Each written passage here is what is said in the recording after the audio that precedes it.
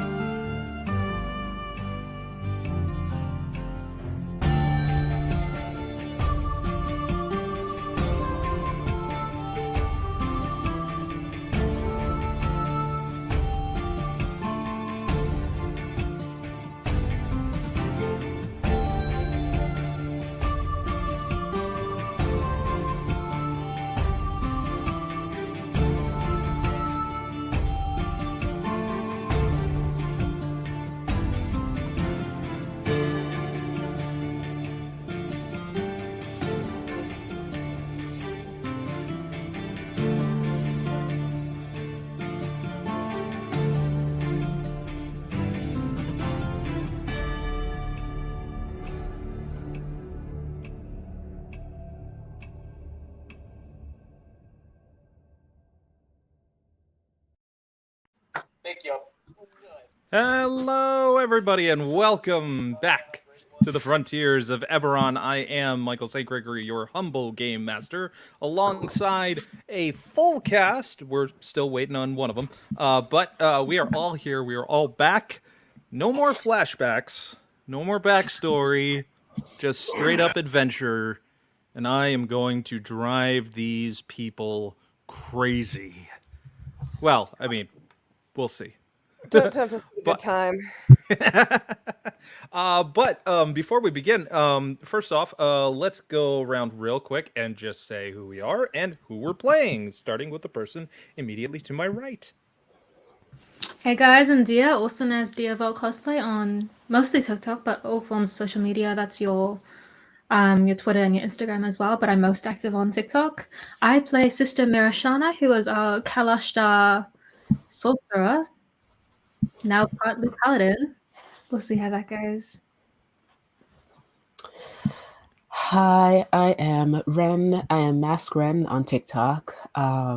I play Evan, who is our completely normal person who is also a druid. Yes, that's me. Hi, I'm Matt. I am also known as War-Torn Knight out there, everywhere on the interwebs, literally everywhere. You can try searching somewhere. I'm there. I am playing. I don't know. It's been a while. How do you pronounce this? Las Hadin. I don't know. I guess he's maybe What are you, a an character from Dune? artificer, sorcerer. I don't know. We'll figure out what He is what the this guy's all Kwisatz about. Maybe. Haderach. All right. Greetings and salutations. I am Daddy Tarzan 82855 on all social media platforms. You can catch me on TikTok doing D&D rants occasionally. My name is Alfie in this situation, who is a deranged artificer who likes to carry around a boom tube that does magical stuff. It's pretty delightful. Hi, I'm Madame Moriarty on both Instagram and TikTok, and I play a cleric named Doc Davenport. He is a half orc with a special interest in women and alcohol. that I don't know if that's an expertise level or But I'm proficient in both. It's expertise level. Man has mastered out the dungeon and the brothel. Like I'm What an do you think expert in Davenport's- alcohol and women. What do you think his doctorate is in? Because it's sure as shit ain't medicine. It's the medicine. That's medicine. I'm kidding. it's a doctor of love. All right, enough of you. Okay. Hi, I'm Itsy Bitsy Pixie. I just go by Pixie for short, and you can mostly find me on TikTok, though I technically have an Instagram that hasn't been updated in forever, because that's like my thing now, that I supposedly do the socials, but I don't do the socials at the same time. There will be new content at some point, somehow, some way. But anyway, I'm playing Ellen, our sheriff and our paladin.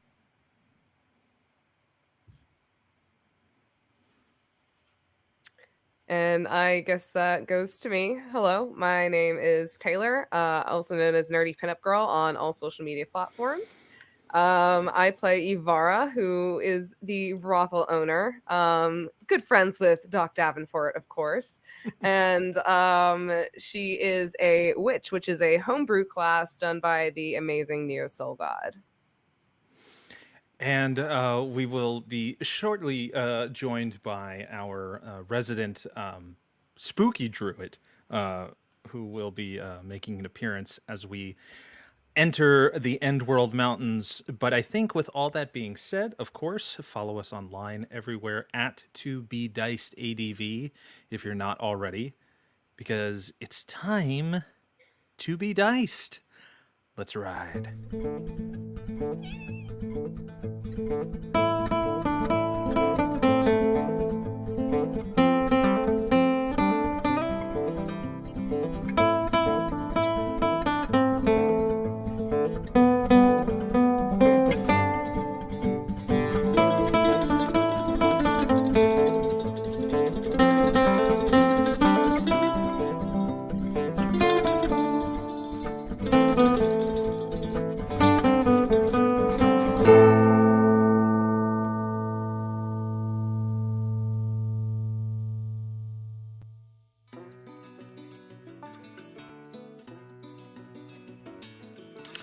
It has been quite a journey up until this point. The posse, the adventuring party, the deputized sheriffs, the law-abiding citizens, or rather a group of individuals who are just thrown into a story they have no idea is how it's going to end, have found themselves just finishing up the biggest test they've ever faced. Coming to understand things about themselves, their abilities, and even their intentions. Stirring up memories of the past. Understanding things they may not have understood before. Unlocking things that need to be explored. But knowing that above all, they know where an ally is located. And they know that the point of their mission now is to find them. So ultimately, they can band together to save their town. You all find yourselves now on the outskirts of the temple, having passed through the desert safely, thanks to the Yuan-Ti tribe, who have taken their leave back to their own settlements, to a different part of the Talenta Plains. They leave you with supplies, rations, water skins filled with anything that you basically need to survive. By normal mortal standards, of course. The idea that survival is now more important than ever is number one on everyone's mind at this point. But beneath the surface of everyone's thoughts, there lies much more and maybe more complex things. Sister Mira, what are you going through in your head right now at this time?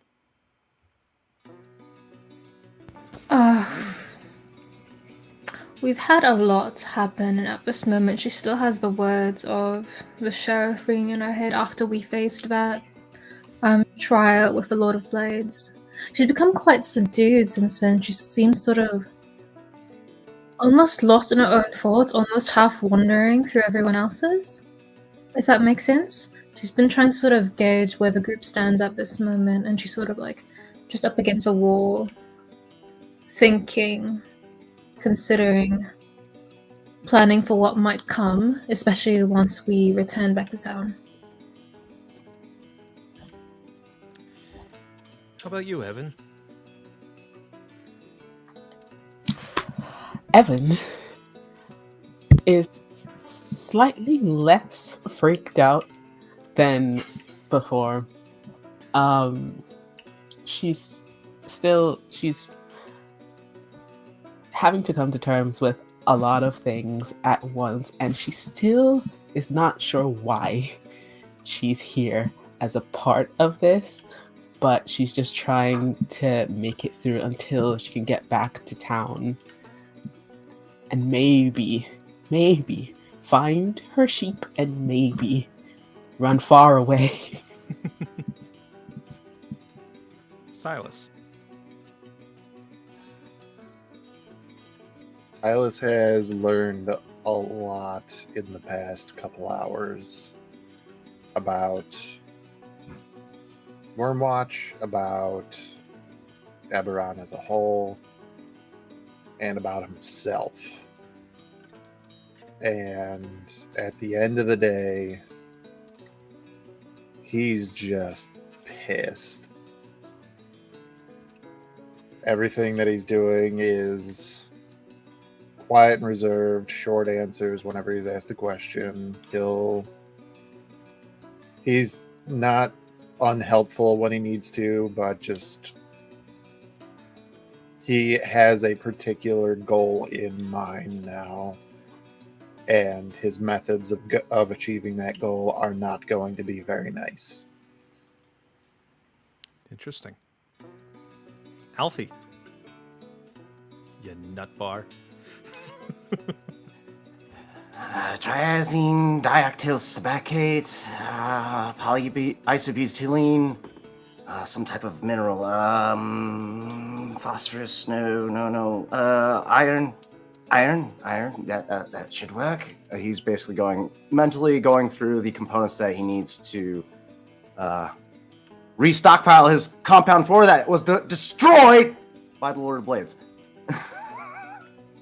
So a normal day of obsession. Yes. Nothing has phased Alfie. I have a question for Tarzan really quick. You can say all of that crap, but you cannot say dimensional dial of Dr. Diago.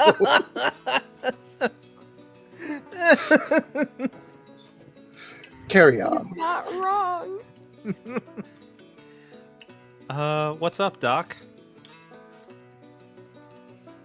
So after close call and encounter that we had with the what was it, Lord of Blades, Doc is he's always kind of taken things ever since he kind of left the war front, started anew, kind of just taking things kind of under the radar. He doesn't really get too in and messy, but he's realized that the conflict that's facing the town and the new friends that he's made over the past years, there's real danger here. There's real lives at stake, and he really needs to try to tap into that young, wild spirit he had when he had first joined the army all those years ago, and instead, this time, use that to put an end to whatever is wrong.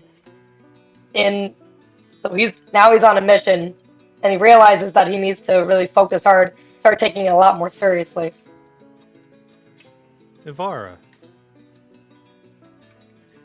So Ivara has just witnessed the images of the place that she has called home for the past few years up in flames, and she is extremely silent right now. Her face doesn't really show any emotion aside from probably a very straight look of determination.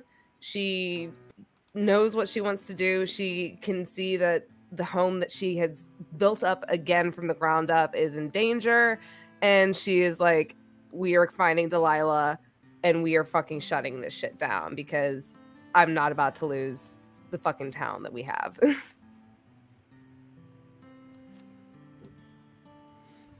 And sorry for moving everybody around for a moment. Sorry. No, it's not your fault. I'm just trying to get it back in order. Okay, there we go. And Sheriff Ellen. Sheriff. If that is your real name. Did anybody watch? If you don't know what I'm talking flashbacks? about, watch the previous episodes, folks. I think Ellen at this point, there is the lingering, maybe shell shock from that battle with the Lord of Blades, that test with the Lord of Blades, but I think that pales in comparison for Ellen to reuniting with Brass and getting to have the conversation she had with him.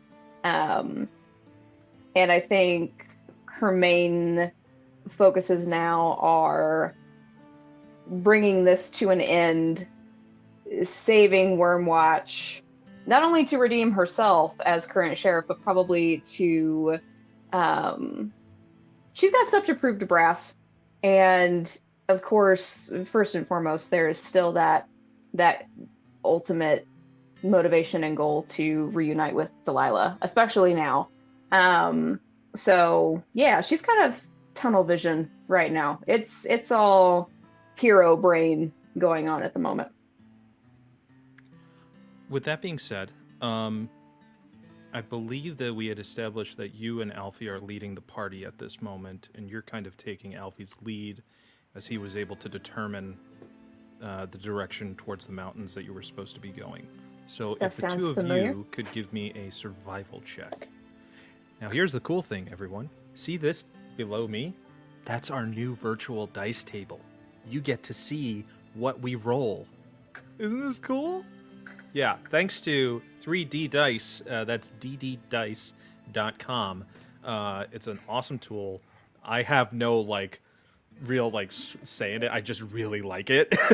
And they were kind enough to give me some access to some cool stuff. So, yeah. Mm-hmm. Question on the dice roller. Sure, Are we sure. just adding our modifier, Yeah, or just is there a way to just- add it on the There thing? is, if you'd like. Okay. But I'm just curious for the if sake of it'll yours, add it. If you'd like to, you can just do the math yourself. What do you add Yeah. to yours? I think, let's see, 7. It was a survival check. Yeah, So +6, so 13. there you go. That's a 13. Alfie, what about you? Oh, I got a +1, but I'm working on it. Are you still customizing it? Which is No, a thing that I'm you just can do. adding my modifier right now. Oh. That's right, folks. We use it on our phones. That's how awesome it is. All right, so you got a 6. Okay. So here's the thing. It is getting close to being dark.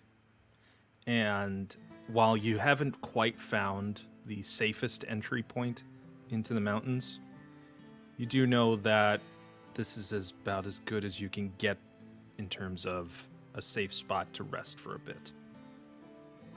Oh, am I looking at like the mountain right now to get into? That changes things. Yeah, you're okay. Then what bullshit power are you going to use here? No, I'm kidding. I know Stone cunning. It's your stone cunning. Yeah, so that's an advantage roll. That's fine. All right, let's try that again because that was terrible. +1 roll. That's even worse. Okay, so I'm going to stick with my original story as you set up for a spot to rest.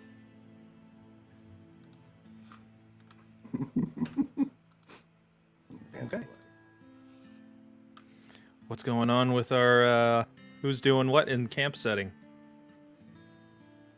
Alfie, as soon as we decide that we are setting up for camp, Alfie quickly starts pulling out like components out of his bag of holding to start setting up a makeshift working station for himself. And he is going nice. I like it. And is setting up his alchemist kit to start working on compiling Compound 4. Okay. And you just hear him furiously digging through this giant satchel. I need the beaker.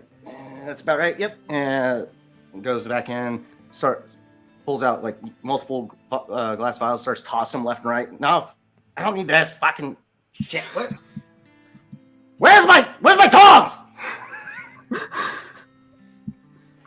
I would say after Ellen has sort of overseen Alfie a little bit and realized that he should just be left to his own business, Ellen will just be sort of going around camp, making sure that everybody's comfortable, that they have their setup. Is there anything that they need? She'll just be kind of like systematically checking on everyone as they get set up.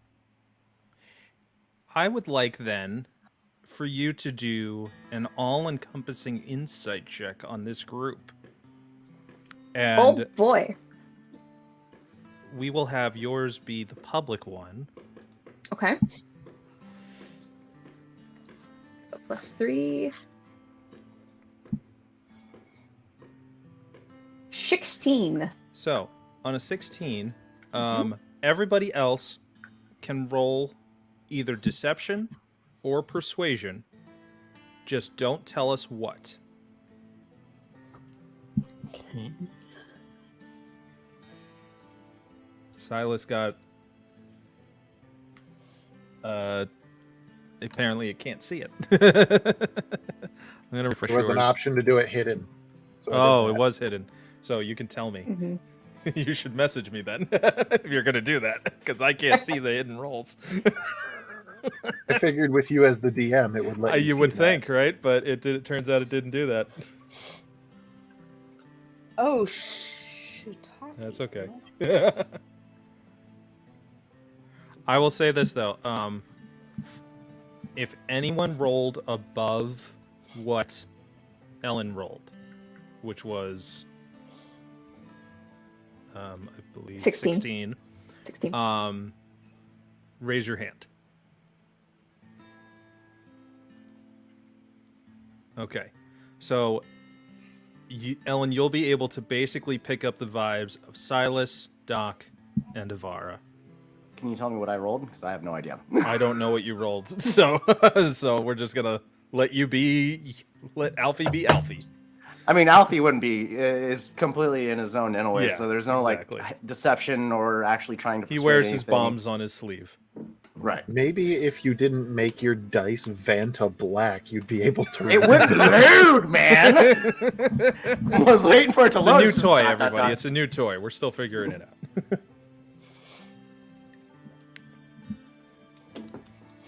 Yeah, so Ellen, you'd basically be able to pick up the vibes of either or, it could be all three, of Silas, Davenport, and Ivara.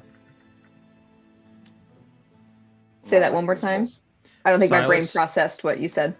Silas, Ivara, and Davenport are the ones who you're being able to pick up the vibes on. Oh, Pick up the Mira as vibes well. on. Okay. I was distracted by the pretty dice. They look so cool. Do I have a hint at all as to what kind of vibes I'm picking up? Am I not I'll let believing them. them? Am I I will Who say am I for the three that I role-playing with? mentioned, the three of you can be upfront right now with what you believe with your role you are trying to put on as a, you know. So what would Ivara, what would Ellen see if she was seeing Ivara? What would she see for Doc, for Silas? I would say Vara is probably going to be fiddling with a tarot deck a little bit.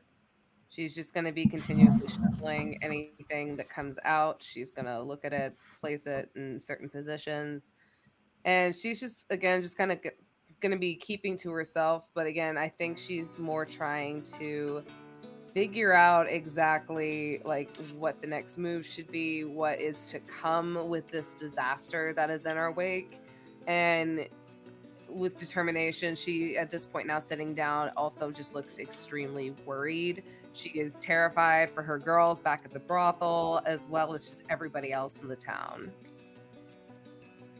Am I getting a roleplay turn to interact with each one of these characters, by the way, or are we just It's going all you. through? Cool. Being that Ellen had a sort of nomadic period in her life, does she recognize what a tarot deck is right away?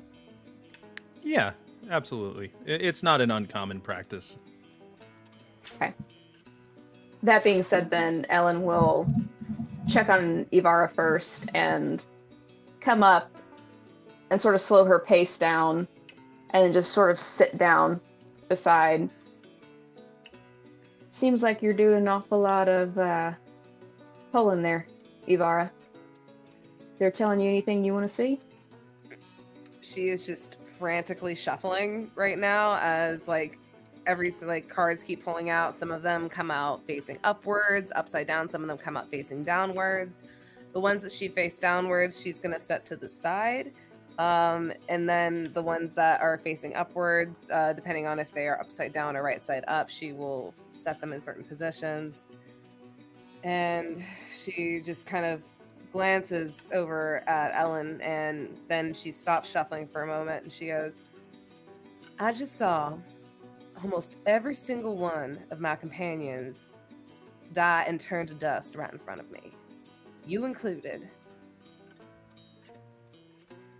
I don't quite know what these cards are telling me, but I'm going to try and at least see or figure something out to prevent this from happening, because I know for a fact that Lord of Blades ain't going to be the worst battle we're about to face here. No, I reckon so. That was a test. It's quite the test. As far as I know, I ain't ever died before. Definitely don't care to do that again. But, darling, I know that you're doing that to comfort yourself and to figure things out. But, and she'll sort of take her hand and place it over Ivara's. Remember that, well, one time when I was wandering around, I came across a witch myself, and she did a little bit of reading for me, and frankly, I didn't quite like what she told me. It is pretty heavy stuff, but I've done my best to live in the opposite of what was read to me that day, and I reckon she'll take her hand away. The words she said to me have always stuck with me, that they were a bit like suggestions. Take them as you will, but always remember that you can bend them messages to your will. And if getting home and saving everybody is what your will is, then Ivara, I believe that we can. Ivara just kind of chuckles as she starts shuffling again and shuffling the cards. She looks over at Ellen and she goes, darling, if there's one thing I've learned about learning this practice, learning anything and everything that has to do with this kind of magic that I've been learning about myself and everything around me, is that no matter what the cards draw, manifestation is always what comes with it. And I myself choose to deny faith, to deny whatever destiny and what is presented towards me. I will accept the consequences that come with it, because with everything that you take, there's something you always got to give. But that's the thing about manifesting. If you know where to put your cards in the right places, then maybe it'll play out in your favor. And as she finishes shuffling, the Fool's card will fall upwards. And she's just going to reach down, picking it up. She's just going to wave it for a second.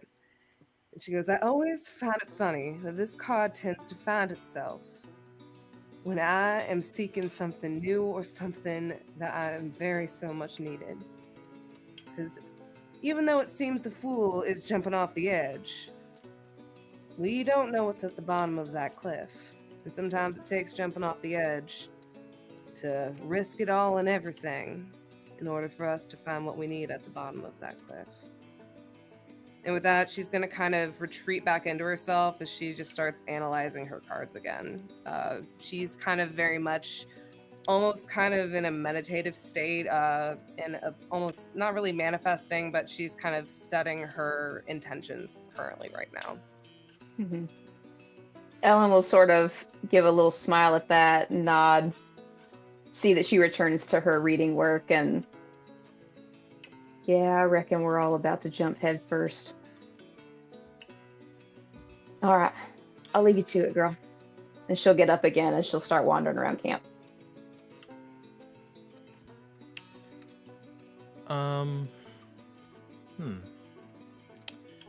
Silas, give me a perception check.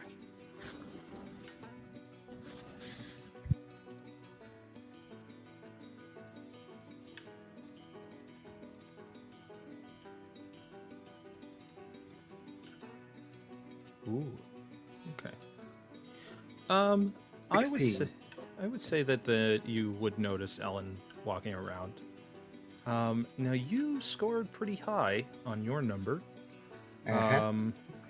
If you could describe what's going on the outside as opposed to what's going on the inside.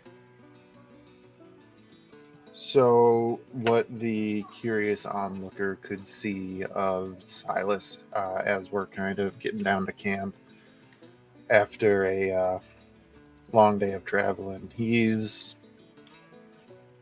when we were after fighting the Lord of Blades, and then as we were getting things together, he was visibly agitated. But it seems that over the walk, he has kind of recentered.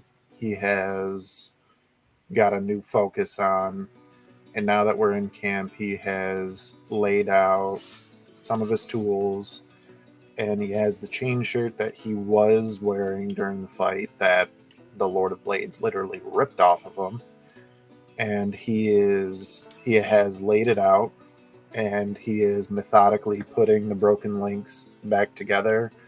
And while casting mending, is basically using his wand as a spot welder, and the spark he lines one up, spark hits as he looks away, checks the weld, and just does that all the way down to repair the chain shirt. That's what he's working on currently. That's so cool.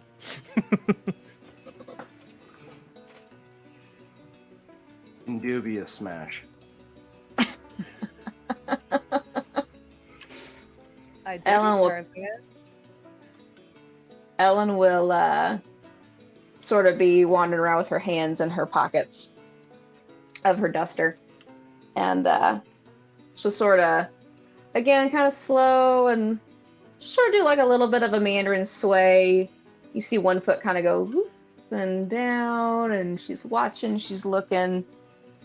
And then you can see that shift in her face of like, yeah, I'm going to check on Silas next. And she starts walking towards. That seems like some mighty meticulous work you got going on there. How's it coming? It'll be just as good as it was before in probably about 2 or 3 minutes. Of course, I don't Alright. have any use for it anymore. It was kind of clanky. Not really my style, but it was functional. I was gonna say, why were you wearing it then? Well, we were out and about. We were getting shot at. We were fighting giant scorpions and pseudo red wormlings and all that kind of jazz. So, yeah, I decided to armor up a little bit. But I don't know. It seems that some things have caused me to get a little bit of a thicker skin, if you know what I mean. Hmm. I reckon I got an idea what you're referring to. When you fix it, what are you gonna do with it then? You gonna give it away? Maybe if somebody wants it, or potentially if we make it back to Wormwatch and somebody comes through, maybe sell it. That's fair. You know, That's fair. once we put the whole place back together. Ellen will kind of cross her hands underneath her arms and just sort of look down for a while. Silas, just between you and I, seeing as how we're both complicated folk. If that's the word you want to use. Complicated is about as diplomatic as I can probably get. Heard that. You actually holding up okay? Yeah, why? Why? I reckon you've had a bit of a hard couple days like the rest of us, and I don't know, kind of like myself, it seems like maybe harder than most. Could use an extra cup of coffee, maybe. But other than that, you know, keep the head down, keep focused. Eventually the project will come together.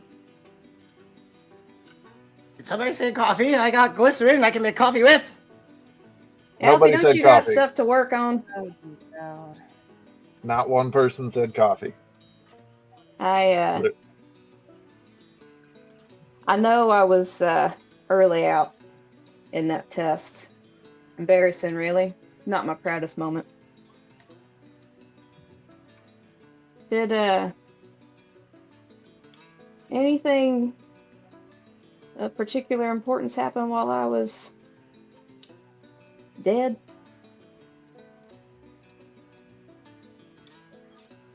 Well, you went down. Evan went down shortly after. I think Alfie tried to blow us all up and ended up getting himself blown up. I That think he sounds like meant the well way with he it, would go though. out. Yeah, he's for sure going to be his own undoing. And shortly after that, I got a new one of my own ripped. So next thing after that, we were all standing happy-go-lucky in front of an obelisk talking to brass.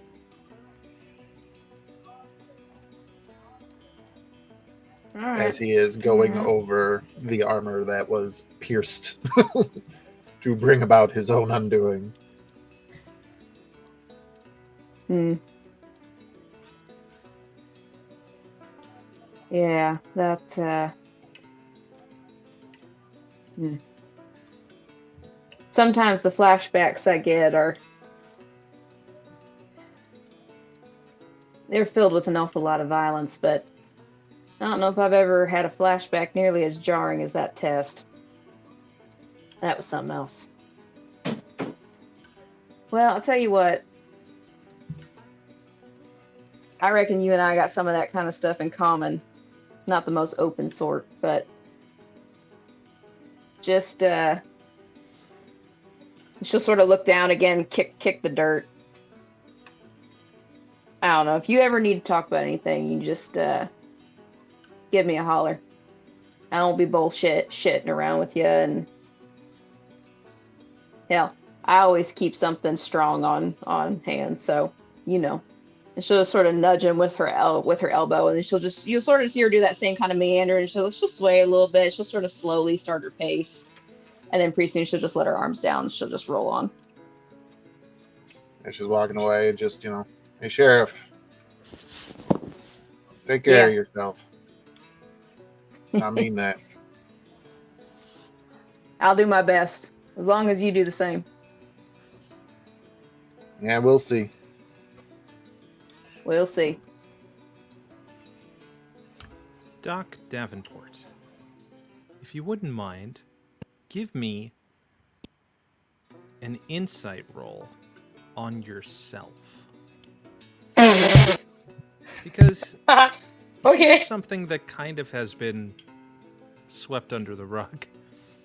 You don't know how you ended up in that battle, as you were kind of MIA after everything went down in town, and your memory is still fuzzy as to the events of what happened during the riot up until you essentially taking over and replacing a party member whose arm turned into the deadliest warforged known to existence in some sort of hallucinatory battle sequence. A lot's been going on. Let me go ahead and... And there are faces that you recognize, but one you don't, at least regularly. You have seen them around town. So why don't you roll an insight on yourself and see how you're feeling. Okay. So that is going to be your level of how honest you're going to be with yourself about how you feel about everything. Ooh.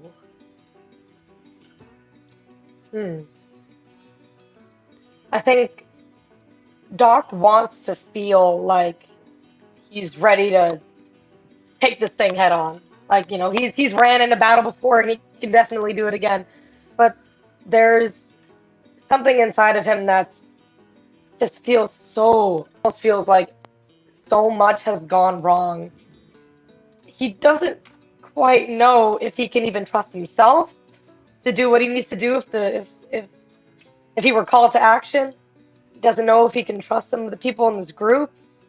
He's seen so much about the town that he's never known about before.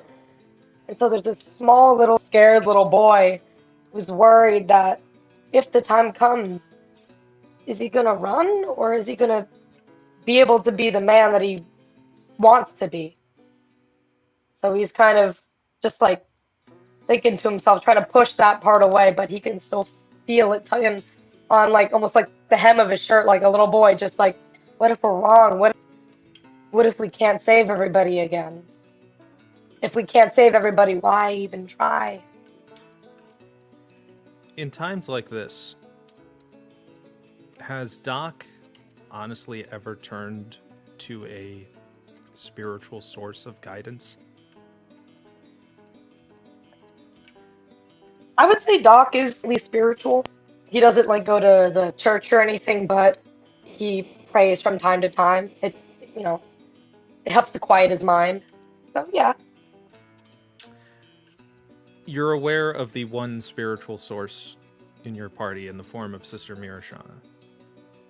You are aware that Evan, at least in this time of leaving the temple up until walking and getting to this point in camp, you've at least be able to become accustomed with her and know that she is a practicing druid, just a local farmer in town. But there was something you were able to pick up in terms of just that sort of connection to an otherworldly force that you necessarily have never really known yourself, but you are aware of. And between the two of them, who would you like to perhaps talk this out with? Ooh.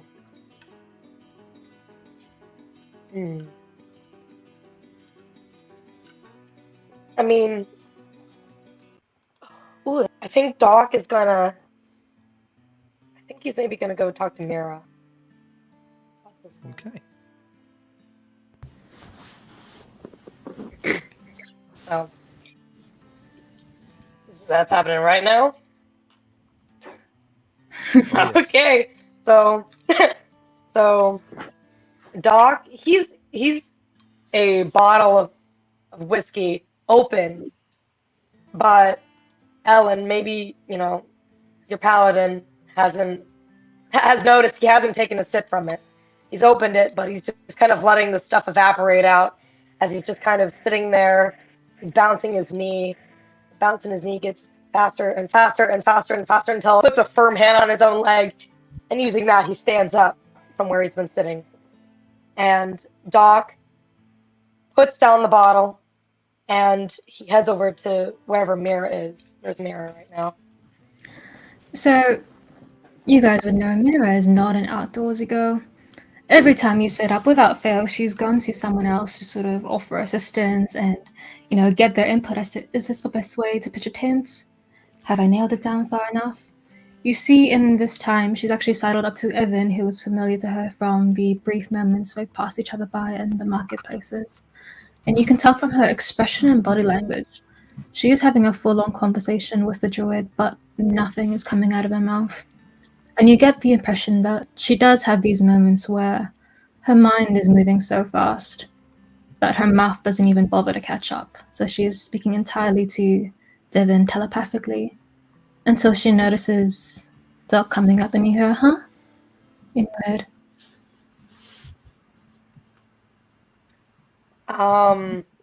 Doc is going to take notice of the conversation that's going on, and he's going to hesitate because, it might be rude of me to, interrupt these two ladies who are having this conversation, but he's this nagging that he feels he can't put it off any longer. It's just going to follow him.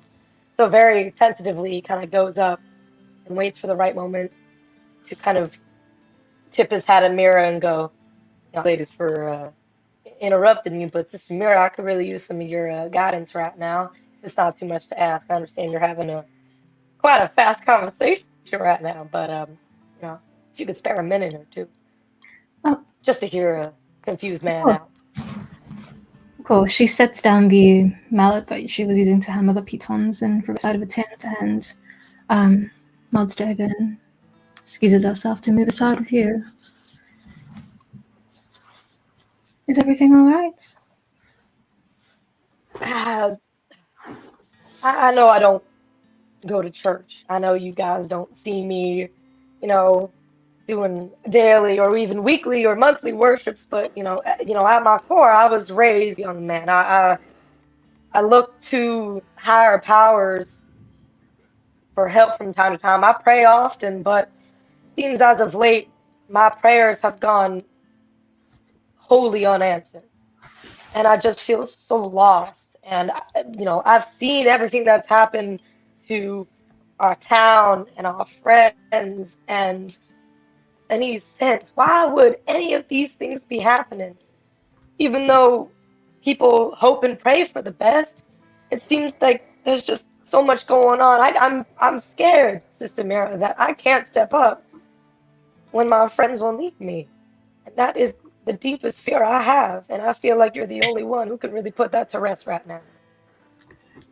I need to know and what to expect. I don't know what to do.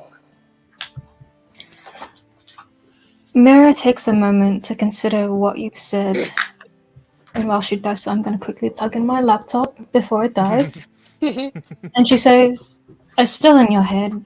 When you say prayers, is it guidance or favors you ask for, usually? I mean, I've prayed for favors, but I feel like only so much intervention can happen. So I stopped asking for favors and more for guidance. But even now, I feel so lost even within myself.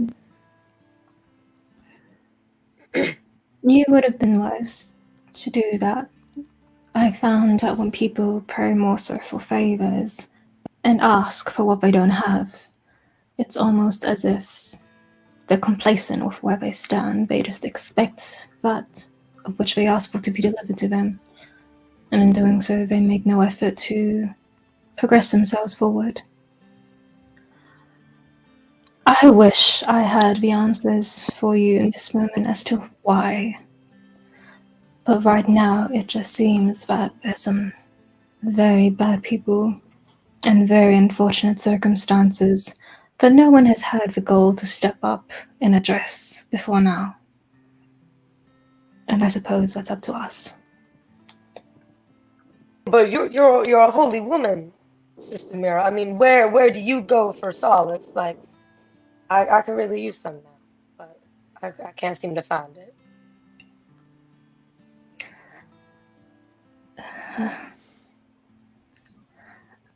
Give me a religion check.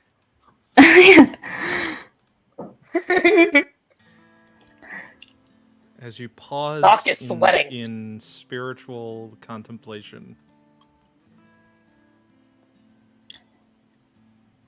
Oh, I do not wish to add my entire pile. No, stop that.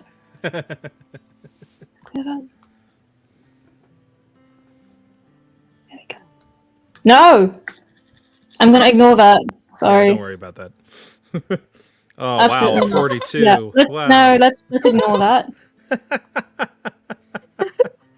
What She a is the religion god. check. Double tap. Okay, You, I you get it. realize that you are, in fact, have risen to deity. What's Oh my god. religion? Yeah. 19. I will let you interpret how you'd like to use this 19. Mm-hmm. Because successfully with a religious role, this would allow you to have a more keen answer and what you would usually pull from in your own experience and or at least your own doctrination of what you have been taught to say in these times and the natural response that would come. But so much has happened in between then and now that this is an opportunity for you to be more in tune with what maybe Mira is actually feeling on a more spiritual level. Mm-hmm.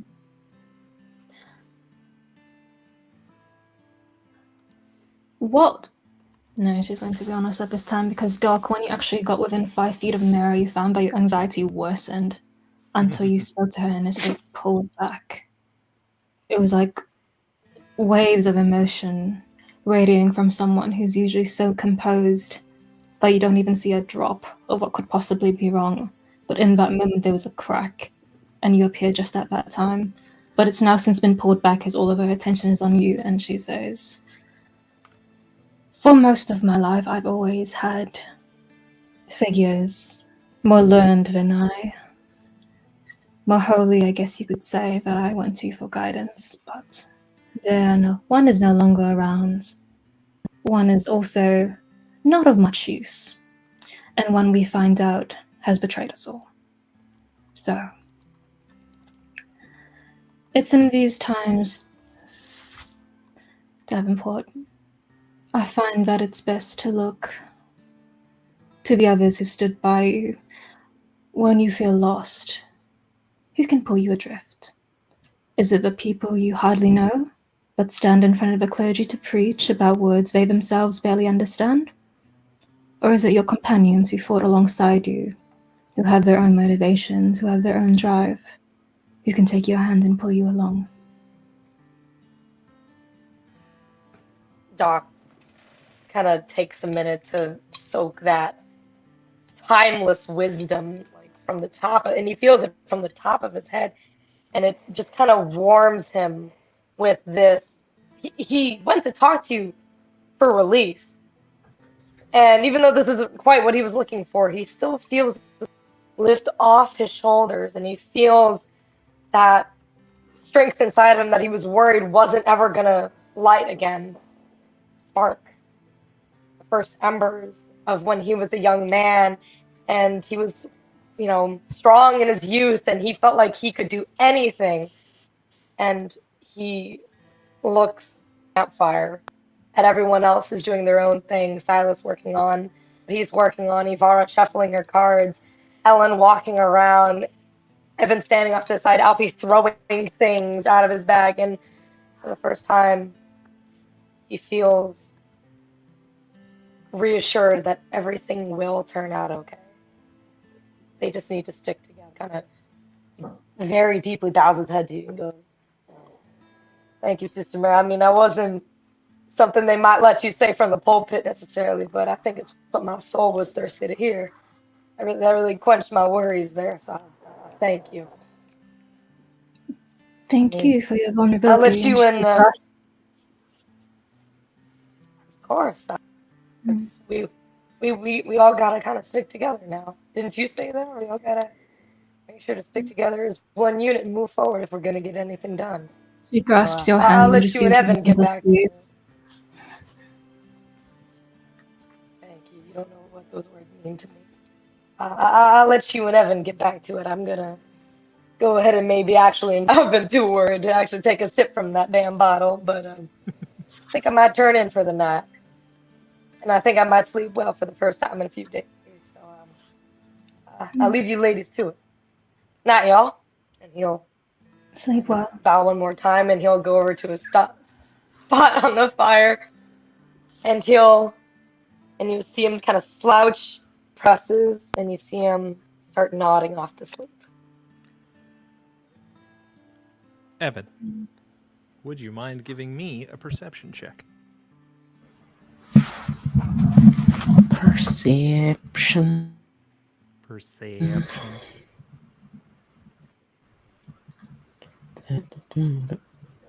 What's the number? That's a number. Okay. That's a number. Always something you love to say when you. Ooh. Okay. 26. Yeah, you're definitely going to notice this. So, as you're putting stuff together, you being very in tune with nature in general, regardless of the environment, you know when ground is being moved on. And in a way, you've had always like this sense of just knowing who is walking around on the ground and what paths, and you're familiar with everyone's kind of gait and footprints and steps. But you do recognize one coming in from beyond the desert. You hadn't seen this face in particular since they showed up with Silas at the door of another fellow farmer as Bellatrix arrives in nearly covered in her clothes, protecting herself from the desert, but eventually revealing the ghastly face, having had to survive a sandstorm that nearly locked her out of a temple. Welcome, Bellatrix. Thank you. You arrive to this party of a few familiar faces who have set up a camp. And you all see, for the most part, a wandering I think individual. I'll let KJ describe what demeanor Bellatrix is going through right now. while outwardly clothed and a little bit of her energy seems tired and tattered, she looks otherwise unaffected by a sandstorm that just blew through, and it's a little eerie that she looks almost untouched by such an event. A little tired, but no worse for wear.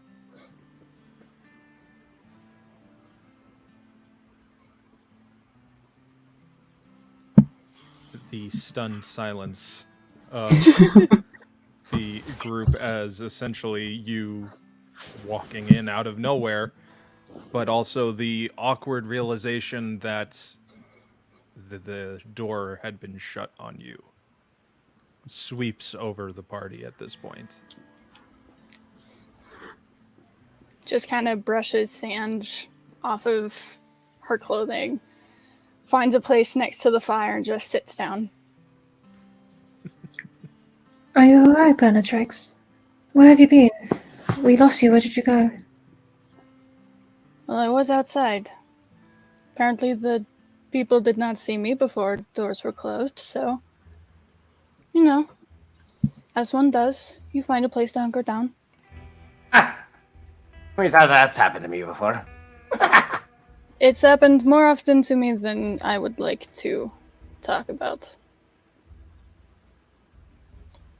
Do you seem physically hurt at all? Mira sort of going around you, just checking your physicality. No, not at all. Ellen will sort of stride over to the fire, completely opposite where Bellatrix is sitting. And she'll just sort of stand shoulder width apart. She'll do that thing where she puts her arms across and her hands Make under your again. biceps push up a little bit more. Is that what you? Yep. That whole Yep. row move. Right. Posturing up on a halfling. The paladin posturing. Yeah. Just P-pose on her. And No. Bellatrix, well, I understand you've been wandering around out here in the wilderness. Is there anything we could help you with at the moment? Well, considering you are the only faces that I know and recognize, I'd rather stay with company that I at least know somewhat than with people who might not enjoy my presence. Seeing as how you said that and not me, I reckon maybe we'll remember our code of conduct rules while you're staying with us. I make no promises, but I will be civil. Civil is all I can ask for. And Ellen will just stride back away. I swear, you two. I regret nothing. It's what we do. It's what we do. What are you All gonna right. do about it, Michael? Oh, you'll see. Okay. All right. So, Alfie, would you mind giving me a tinkering tool check to see what we are working with? Could I? Yes. Oh no. Everybody's fingers crossed. There will be several of these before you get your explosives, just so you know. It's not like, hey, all of a sudden he's got boom boom toys. We are all gonna die. A nasty 20. Listen, I am an expert in my okay. field, okay? Listen, Yes. calm yourself, Ivara. yes. And I will say that with this, you Says the realize guy that who just blew himself up in the last battle. I'm technically, sorry. yeah, bad. his weapons were used against him. So, I will say that you then have realized that you do have all the minor ingredients, the minimal amount that you need to start Rising making dactyl. to putting your compound 4 together. Yeah. Once he has it organized in a certain order, everybody will see him just like furiously and meticulously start mixing components together, and just constantly muttering to himself, a dash of isotine, a pinch of diactyls. What's that word again? God dang it! Diactyl silicate! Polyisobutylene mineral oil. I Minerals. feel like we or need oil? closed Let's go. captions just for this moment.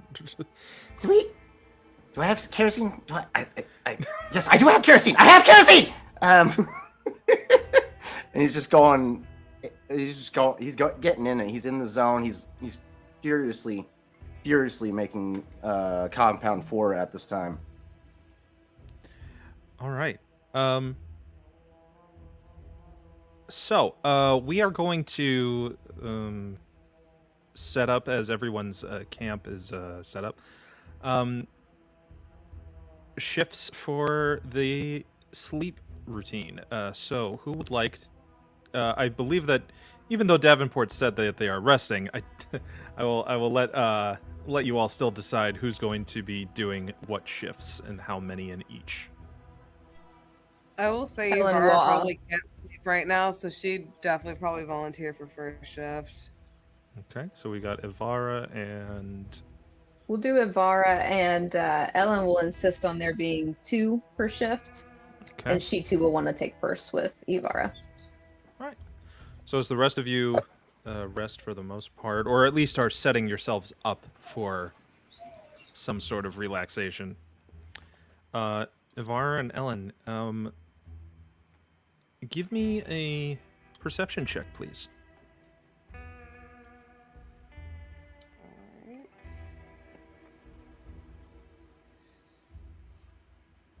Evan will be right back.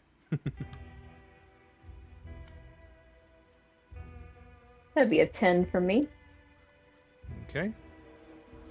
Rolling low as usual. You got Good things massage. on your mind. I That would be do. a 15 I sure for do. me. Okay. I would say Alfie would still be up as well, still working on the Compound 4. If you decide to, you're going to get an exhaustion point. I'm warning you, Mr. I need to work all day and party all night. It's my job. It's his MO. He's still going to take a rest, but I would say he would stay up with his first watch until. Oh, what happened? You all right there, Evan? Mm-hmm. There's just a giant spider. Okay, no, Cannon, we hear that sound coming from Evan's tent. Yeah. Yep, there are spiders in town, so, you know. Either Homemade Evan's just Not working spiders. overtime. Need to Tarantulas call and for help. scorpions. I'm not gonna, because I have a gigantic fear of large insects, so I'm not gonna talk about it. Anyway. Hey, so do you want to put the camera on the spider? Nope, don't. I will fire all of you. I will light you on fire. That's what I meant to say. I will light you all on fire. Okay. Oh, God. I Oh, didn't do God. anything. Okay. You know what? Hold on. Hey. I need to actually put on combat music for this. she is having a Cannon, willful breakdown. please, I beg you. I hope you got it. Did you get Kill it? it with And fire! the spider goes in for a Did you lump do kick. good? Oh, look, it's a right hook in. And it seems Evan's going in with his shoe. Oh, can Evan hit it? Can Evan hit it? I don't know. It seems Evan's down. Oh, shit. The spider has Evan in no, the that doesn't look grapple. good. Is it gone? Did we get Did it? you whiff? Was it a nat 20 on the hit? Does a shoe hit? Does the shoe hit? Can you, Nat Michael? 20? Are we good?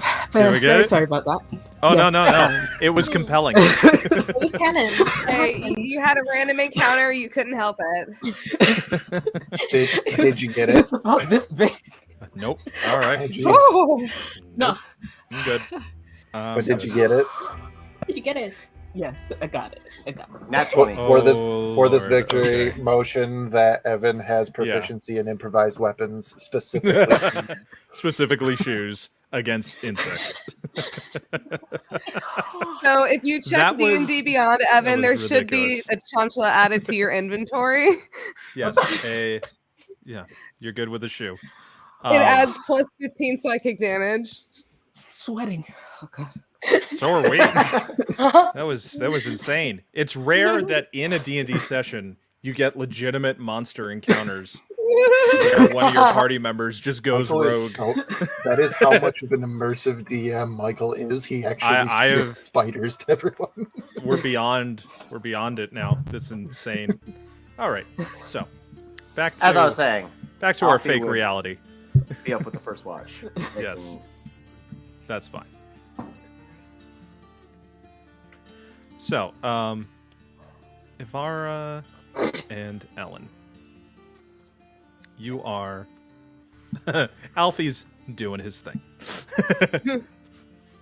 But you've just a quick scope around, and with a 15 you do realize that actually this is a good time right now, and sun has just set. Things are pretty quiet. No foreseeable problems. No foreseeable problems. This is As the DM puts on the inconspicuous like, foreseeable.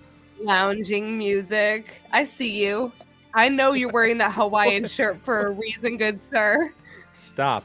You're giving away my secrets. We don't trust it. We know We what don't happened trust last it at time. all. Everything's fine. I would say Ibarra is probably at this point just kind of hanging out by the fire, kind of glancing over occasionally at Alfie to like make sure he's like not setting anything that he shouldn't be on fire or trying to like, perform tests in the middle of the desert while Listen. we're surrounded by rock. Plus 11 proficiency. I know what I'm doing. Hey, it doesn't still mean that that he's not going to let the 5%. intrusive thoughts win and decide to set off a grenade for funsies. So like if he has At that some point feral look in you'll- his eye, like Ibarra's going to go I for am it, go working in with for a limited grapple. material. All right, limited material. I am not wasting shit right now. At some point, Ellen will just sort of like look over at Alfie, look over at Ibarra. Does he not sleep? Darling, he let me tell you, rest? I told I'm a everybody to get some sleep. Why the hell is he still awake? I don't know what it is that goes on in his little brain of his, but I can tell you, I've been up all hours of the night working the brothel, and he never seems to stop. It's just constant clanking and clinging in that goddamn workshop of his. Don't even get me started on the midnight blow-ups. I don't even know where it's coming from. All I hear is just boom, and then that's it. That's it. It's absolutely horrifying. That's ridiculous. Well, I tell you what, as long as he gets us through that damn mountain, that's all I care. That's all I care about. But if that fool exhausts himself to the point where he doesn't get us where we need to go, I'm gonna strangle his ass myself. Don't worry, She just sort Ellen. of If kicks worse- the dirt and turns around in circles. Don't worry, Ellen. If worse comes to worse, I'll just grab that big ass wrench he has over there and I'll just whack him on the head and make sure he's out for a couple hours. These are tongs, you buffoon! Tongs! No respect for the waking. You just see like Ibarra just rolls her eyes, like they're almost rolling in the back of her head because she is just like this maniac is gonna get us fucking killed. He already blew himself Perception up. check. How far away are we from Alfie? Like, how loud did Alfie just yell? Alfie has stationed himself at a safe distance because at least he knows not to blow up his party members. So he has stationed himself enough away where he's not a Would you nuisance. say, like, when we heard that, does it sound like a booming Alfie voice or like No, like that? I feel like it's more like a, oh god, there he goes again. All right, Ellen will Incoherent remain here Alfie then. noises are- That being said, Ellen will refrain Just from walking up to incoherent Alfie and smacking him in the head. Honestly, I'd be terrified to even smack him anywhere near where he's working on because you know if anything touches it, it's gonna blow up.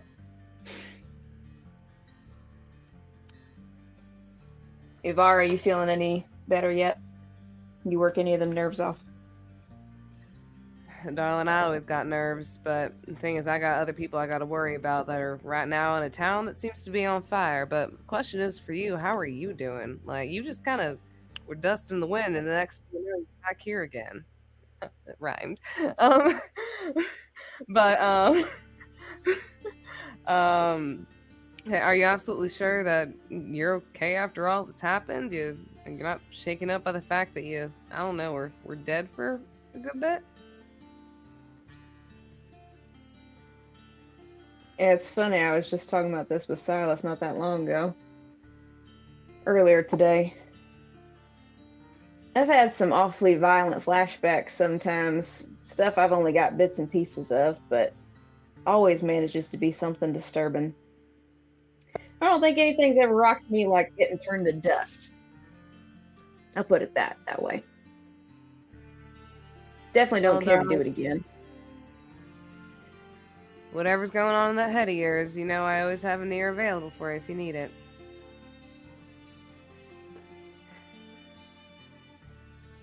Ellen will kind of like pace around a little bit. She's been looking at her boots a lot. She'll look up at the sky.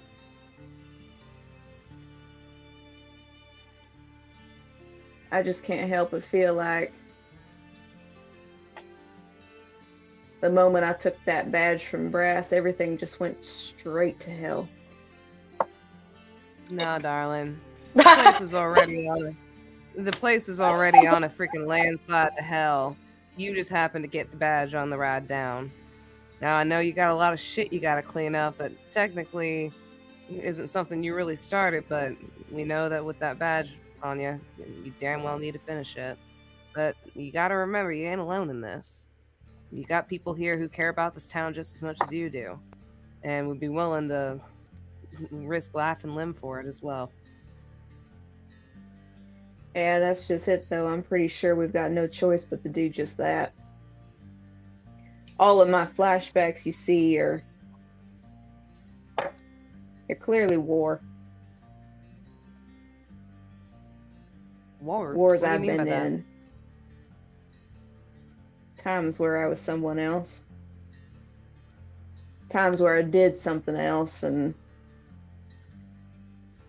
well,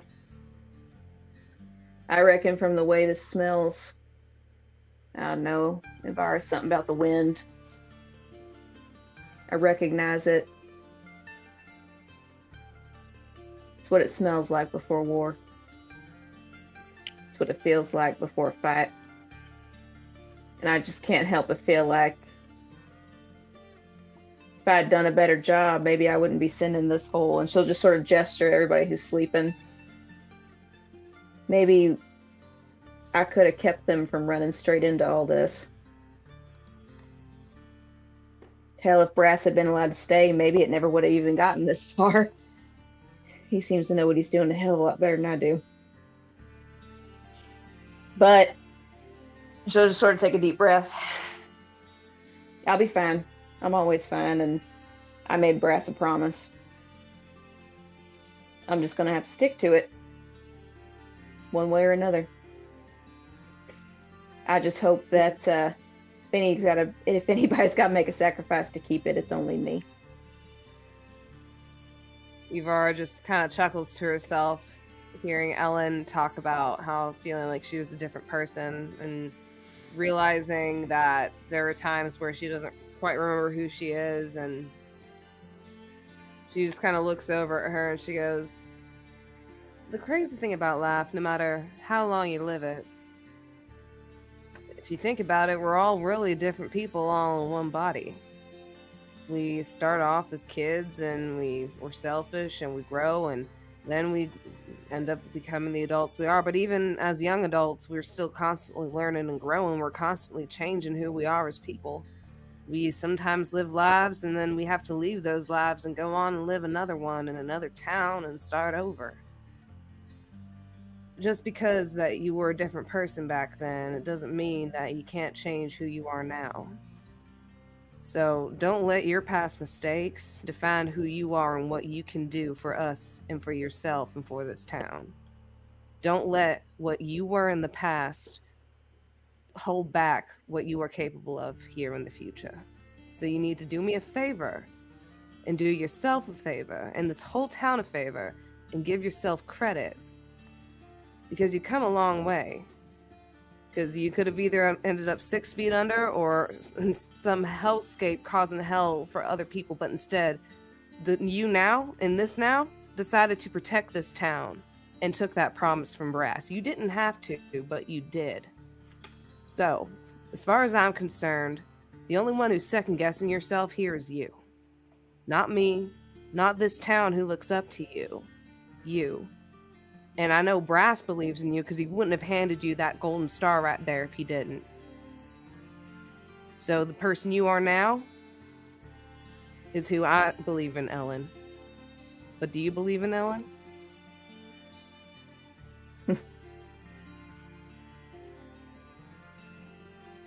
I think I could.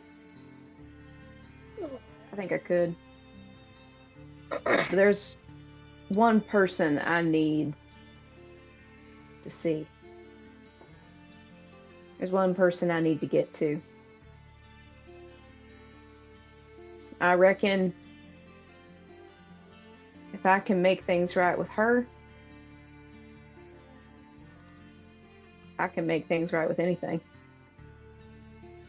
That's what I think. Well, you already taken the first step to making things right. So if anything, you're on the right track, and you got a whole team to back you up with it. We're gonna find Delilah. We're gonna bring her back home, and we're gonna take back our home. Yeah. You're right.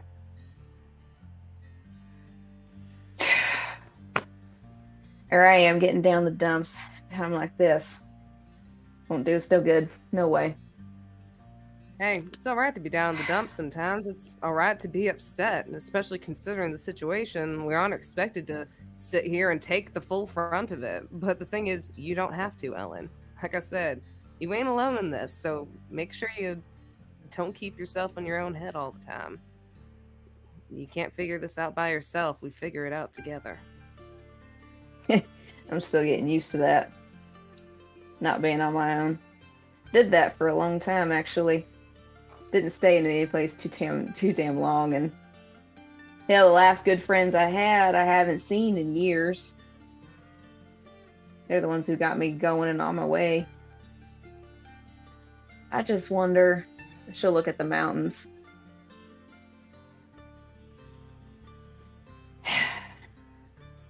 That damn dwarf better be able to get us through there. That's all I got to say. Some way we're punching through that damn mountain range. Ellen, if you As could crazy as give he is. me Sorry, go a ahead. nature check just before this conversation ends. Do I have Well, I will Looking up in say, the sky. nature +2?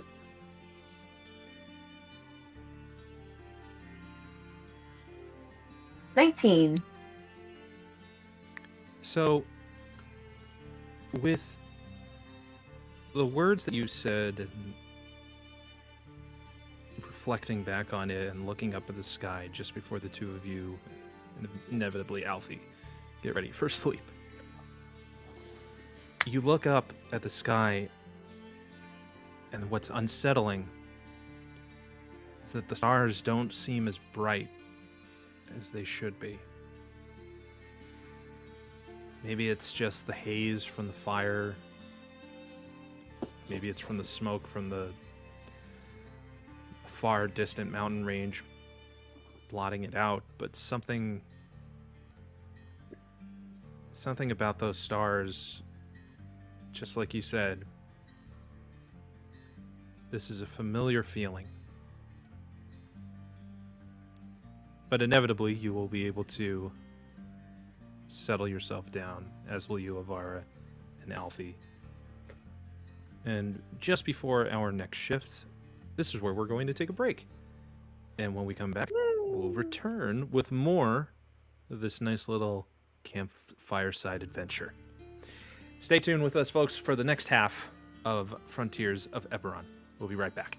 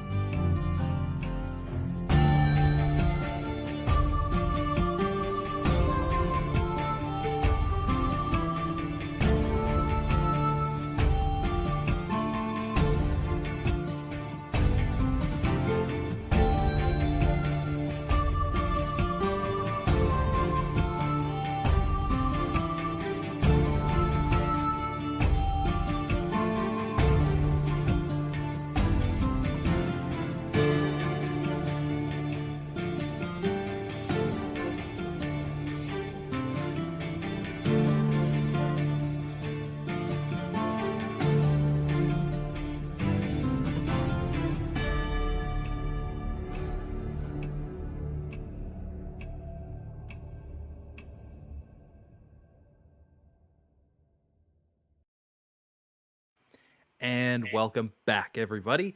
Thanks again for watching with us. We truly appreciate when everybody is around. We've got the full cast party here tonight, wherever we are in the world. For some, it's the morning, as you can tell by Dia's sleepy eyes. It's 3 p.m. Thank you. I was on a night shift, so I didn't sleep until 8 a.m. Regardless. Just as a heads up, we are back on track with our regular schedule. We had a little bit of on-off going on, but we are going to be back. The next broadcast will be on Wednesday, I believe, for another episode of Dimensional Dial. Or is Tuesday We have a going Legends to of the be... Shattering, I think. Is Tuesday going to be... I No, that's next. Tuesday is 4th of July, so I think we said we're Right. skipping We're Legends of the That's Shattering fair. this week. So Wednesday will be our then- next show, another episode of the Dimensional Dial of Dr. Diago. It will be Great. 1 hour later, Yes, 10 p.m. that is the Eastern Standard update. Time. We will be 1 hour later than a usual broadcast. Thank you to Matt's boss for allowing also being a nerd. Also, we've got the Tales of the Varden on, I believe, this Friday. I always get lost. It should be this Friday. Should be this Friday, yes. Should be this Friday. All right. Event calendars, and- baby. Yep, that's right. Listen, if everybody didn't have the on-off, we can't always be as consistent as myself and Matt. I say that jokingly. We are the It's least every consistent. other. It's not It's, that it's just hard. I know. Anyway, Speaking of but also consistent schedule, Roxanne? well, yeah, it works. On Saturday nights at 8 p.m. For a good hour and a half, you can catch us talking about what has happened over the past week of episodes on TBD Talks, and we'll also be playing some Jackbox games while we answer your question. So we'll be having fun and joking around and just hanging out and having a good time. So check that out as well. Give us a follow everywhere. And you see on the scrolling little news thing that it's going by, check that out. And also, if you're going to be at Gen Con, so am I. I will see you there in August. I'll be running the Tales of the Valiant. I will not be running, but I will be one of the GMs doing one of the playtests for Tales of the Valiant by Cobalt Press. Please come check it out. It's going to be an amazing game. If you haven't already signed up, or if you're just going to be there, let me know. Find me online there, and you can. We'll get in touch, and I'd love to connect with other wonderful TTRP and Are we RBG just- enthusiasts like yourselves. Are we just announcing cons we're going to be to now? Is that Yeah, happening? might as well, right? September, I will be at Salt Lake City FanX. Nice. So Anyone if you else would coming like up to upcoming cons? come visit. No, just I'm broke as hell. yeah. Oh, okay. So it's only these two cool kids right here that are gonna be. I Yeah, was I going guess to be so. going to a convention, but then I got a cat, so Just incorporate Umbra Priorities. into your cosplay. It happens to the best of us.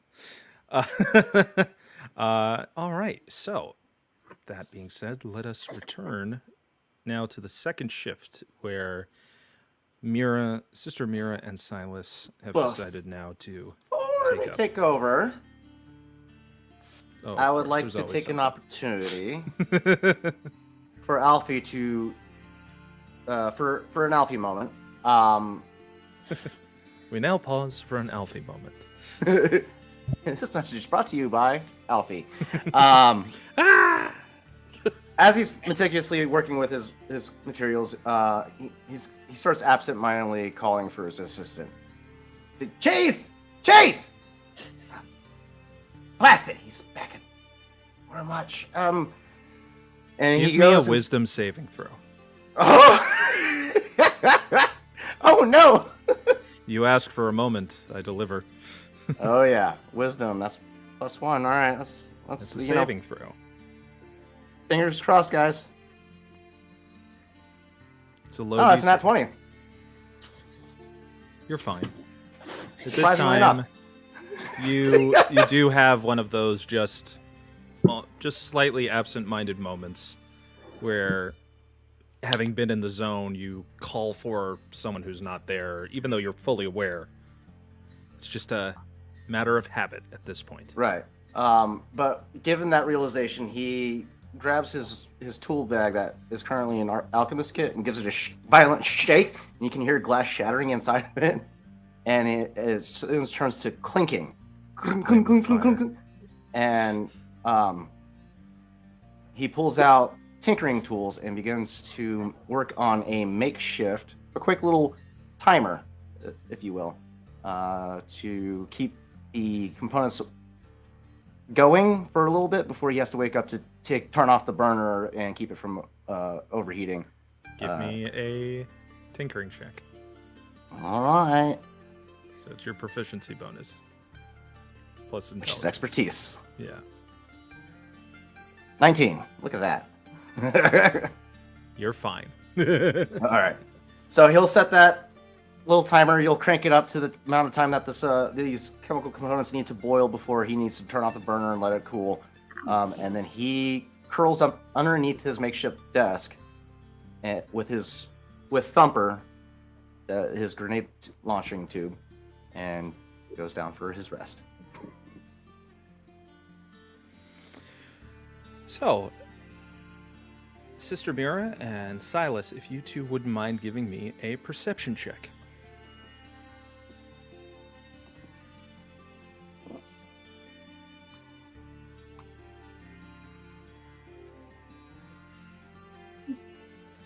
It's a dirty 20. 1 second.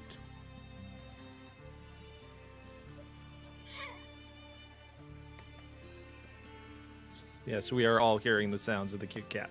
I'm sorry. No, we love it. We love it. Don't apologize for that. Do It's not 14 plus 7. I Welcome think that's a to 21. Uh, 21. Cool.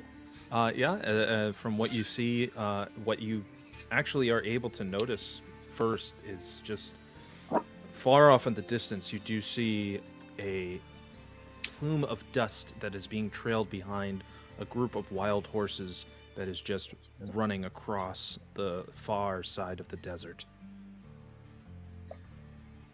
But no danger. Mira was not sleeping very well, so normally she would volunteer to take the last watch because she often wakes up early regardless. But in this case, she's just wordlessly taken over for Ivara, tapped her on the shoulder to sort of urge her to go get some rest. And she sits herself just outside the campfire light because, as a Kalishtar, she does not have dark vision. And she visibly looks still as a statue. On passing glance, it doesn't look like there's anything really going on. But if anyone were to walk within 35 feet, which is half her usual mind link of her, they will get slammed with an absolute sucker punch of this roiling anxiety and guilt that sits in the pit of one's stomach that would make any normal person keel over. But she doesn't show that. And where you see her fingers sort of just resting on the sands, the same wave sort of flickers of energy were coalescing into this odd form of a sword when they were just about to step through the portal after the party fought the Lord of Blades. So the sparks of magic have sort of turned some of the sand to like little shards of glass, which she then brushes away.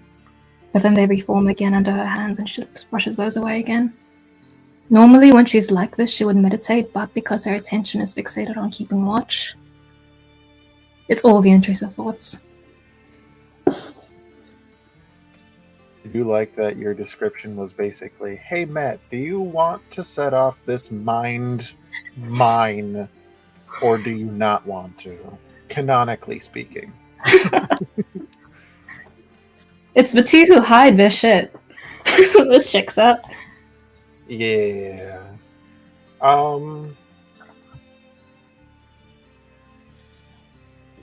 So Silas also, everybody knows Silas doesn't sleep. That's why he has a caffeine addiction.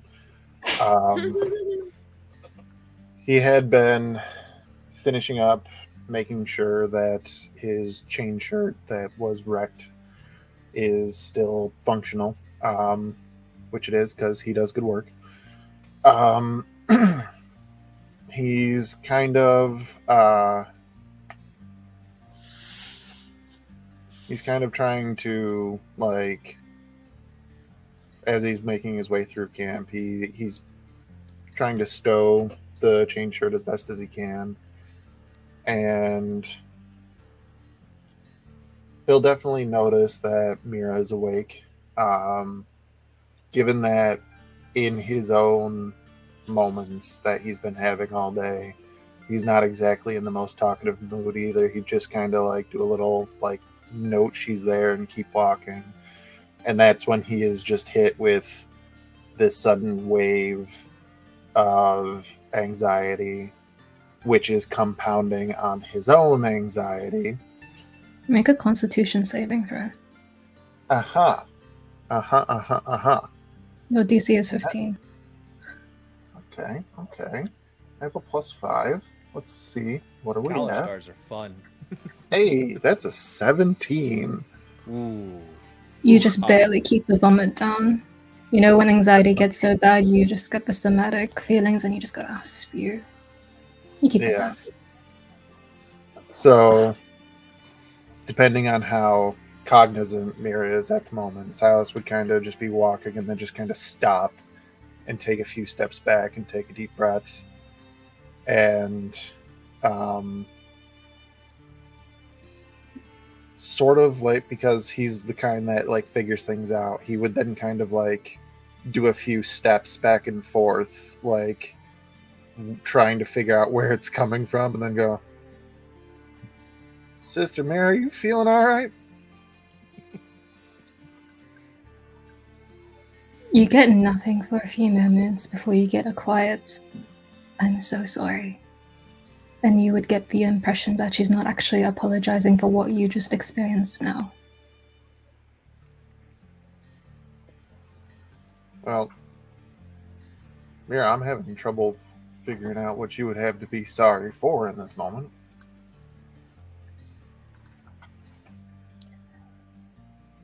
In my efforts to avoid risking the rest of you, I feel as if I've abandoned you instead.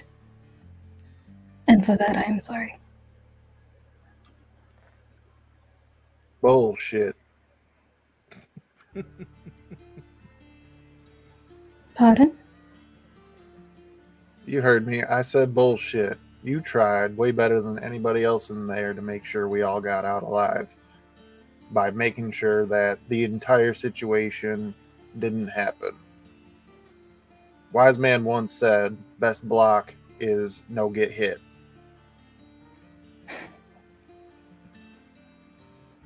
So if you were successful, if this were any other moment other than this twisted game that some built divine creation of tomfuckery had to put together,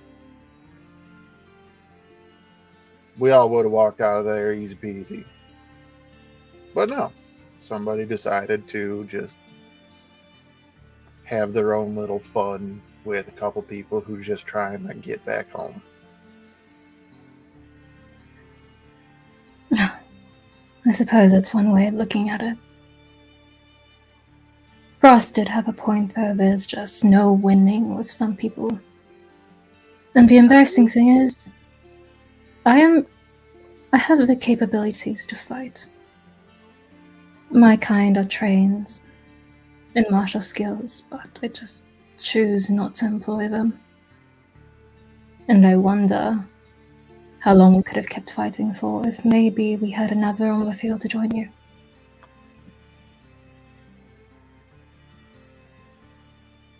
At least we're past that now. Are you alright? You look a bit pale. Roll insight.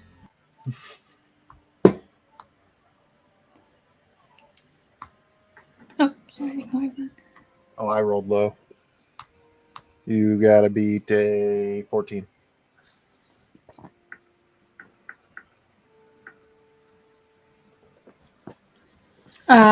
That was 30, 20. Silas says he's fine, but you don't have to read his mind to know that that's bullshit in this moment. In your words, bullshit.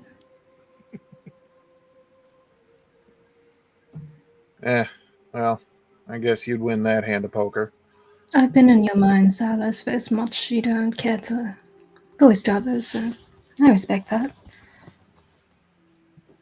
I didn't pry any more than you wanted me to, but in this moment, it's quite clear on your, not on your face, but it reads in your eyes.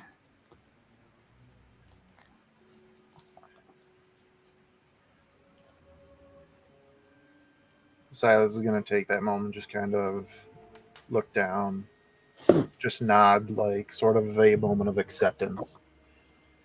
Then he's going to sit across the fire from Mira.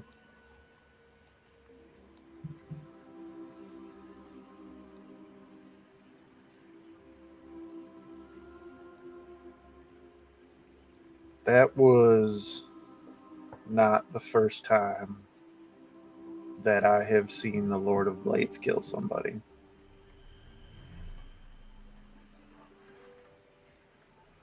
Is that right?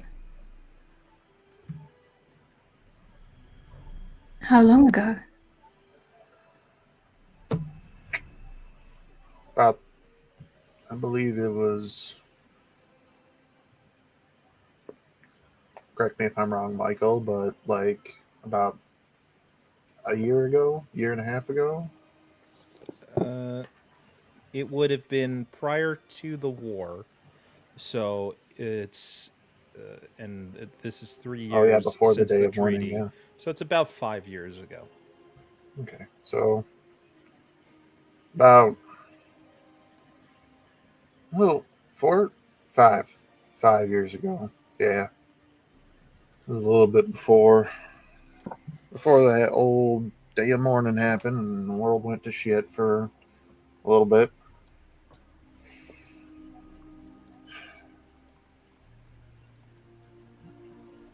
You know, I was in a position to stop that one from happening. These ones I tried. But the last time I ran. And I've been running ever since. It seems he caught up to you, in a sense. But again, you got away. And that's something to be thankful for. Well, part of me still believes that wasn't actually him. Because why would he be there? But, that's just me, pretending that this here hat's made out of tin. So,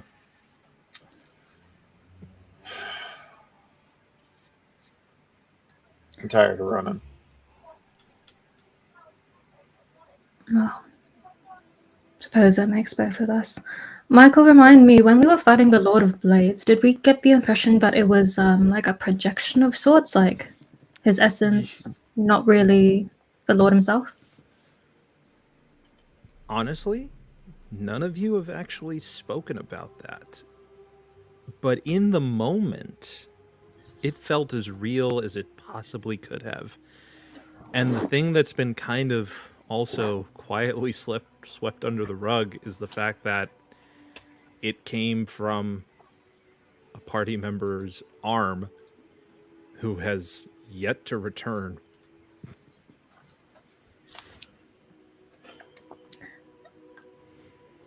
I think there's a few words to be had with Hokosh when we find him, which we will do.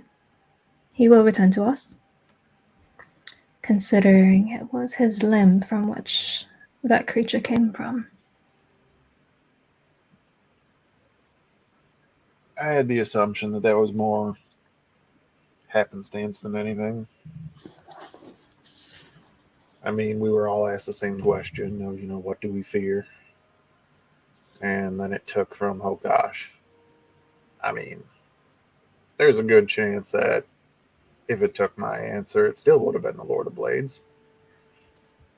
But who's to say that would be the case for yourself, or Ellen, or Ivara?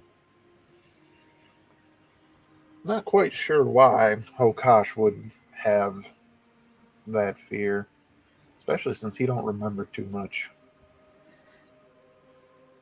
That's a big question mark, isn't it? If you don't know, then really anything could happen and you wouldn't be any wiser. Yeah. You're a man of means, Silas. I don't suppose if we were to encounter any more rough types, which I have no doubt in the world we absolutely will, do you have anything by ways of protection or weaponry that you no longer carry upon you or you could create? As I said, I have the capabilities to defend myself, but at the moment I lack the resources with which to do so. I got you. Well, I mean, I did just put back together this chain shirt that I was wearing. It's in good working order. If I was back in Wormwatch, I could actually get those scorch marks out so that it doesn't look like it had scratches. But if I was selling it to somebody, I'd say it adds character. Yeah, you're welcome to it. I don't think that I'm going to be needing it anymore. Yeah. Thank you. I think I will take that off your hands. It is a chain shirt on Silas. It's a chain dress on Mira. Silas isn't crazy tall. He's like, I think I said that he was like 5'10" or 5'11". I didn't write it down, but yeah, something like that. So Yeah, Mira's 5'4". I stand by what I said. So she will take it off your hands. One less thing for you to carry. Well, I mean, no worries. I do got this, which if you are really starving for something to put a hurting on somebody if they get too close, and he'll bend down and flip out of his boot a dagger that he has and hold it handle forward towards Mira. She takes the dagger. You can see her sort of checking the weight. And then she twirls it in her fingers, chucks it up, catches it handle first. This will serve well as well. I mean, you'll probably get more use of it out of it than I did. I mostly used it as like utility and stuff. Actually, he'll use mending to like sharpen the blade as it's been dull from whittling wood. He's like getting the edge back on it. It's also tucked away in her boot. It's a good sturdy thing.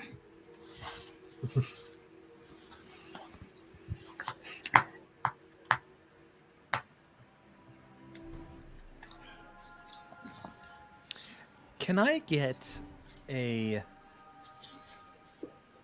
I'm not sure. How do I want to do this? How do you want to do this, Michael? Well, you know what it is?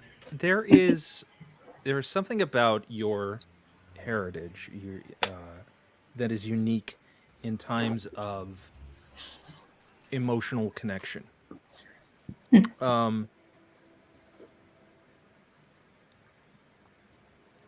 Is this... Are you keeping things close to the chest at this point? So it's interesting because visibly she seems perfectly fine, but you can feel the projection of emotion in a physical sense. Like at this moment where Sals is sitting, Sals feels exactly what she's feeling, just by nature of how in this moment she's not quite in control of keeping the feelings themselves so close that it's not impacting other people. I'd like you to roll deception, and I'd like you, Silas, to roll insight. Can I apply my gambler background to this? Sure. Yeah. Why the hell not? Oh, shit. Oh. That forgot to be hidden, but I mean... It's okay. It doesn't It's okay. You won by a lot. I only got an 11. Yeah, you are stone cold. That's a 24. And Silas, it's an impressive sight. The words don't quite seem to match with the vibe, but yet you believe that Mira is laser focused. If I may, I'll kind of interpret this as like, much like Silas is right now, that he feels like he's got it handled. Mira feels like she's got it handled, but neither of them do. Yep. This is the And one. with that, normally in those moments, Silas would bury himself in making something, take his mind off of whatever it is. He's not sure if Mira can do that, so he's going to reach into his bag. Sister, you ever play cards? A handful of times back in Shan. He starts shuffling the deck and just goes, "Oh, we're on watch for a little bit. How about we play a few hands?" All right. You have my word, I'll stay out of your mind, just to keep things fair. Well, we'll see if you need to level the playing field after a few hands. So here's how we'll do this. We're going to base this off percentile. So the higher percentile will have the more games won. So it'll be a D100 roll versus a D100 roll.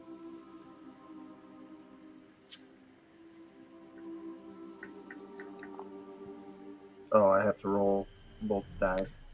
But, Yeah, so you can choose the 10 and the 2d10s. Nope. Oh, that's fine. I swore I rolled a 20, but then like the actual dice table cleared.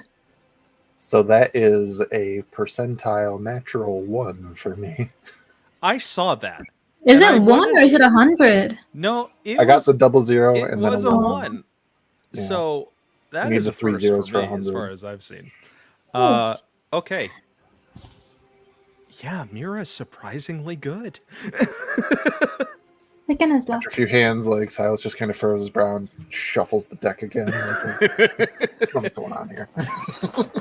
So as you finish up your games, who will be taking then the third and final shift? That is left is Bellatrix Bellatrix, will. Davenport, and Evan. Yep, sounds good. Okay, Bellatrix will. gotcha. So you three are woken by Mira and Silas. The three of you have the least familiarity with each other. Yep. So right now, the only noise that's accompanying the three of you is crickets. Oh, But it's a beautiful night sky. Could the three of you give me perception checks? Yes, sir. Where's my D20? Get away from the Kalish Star music and go to...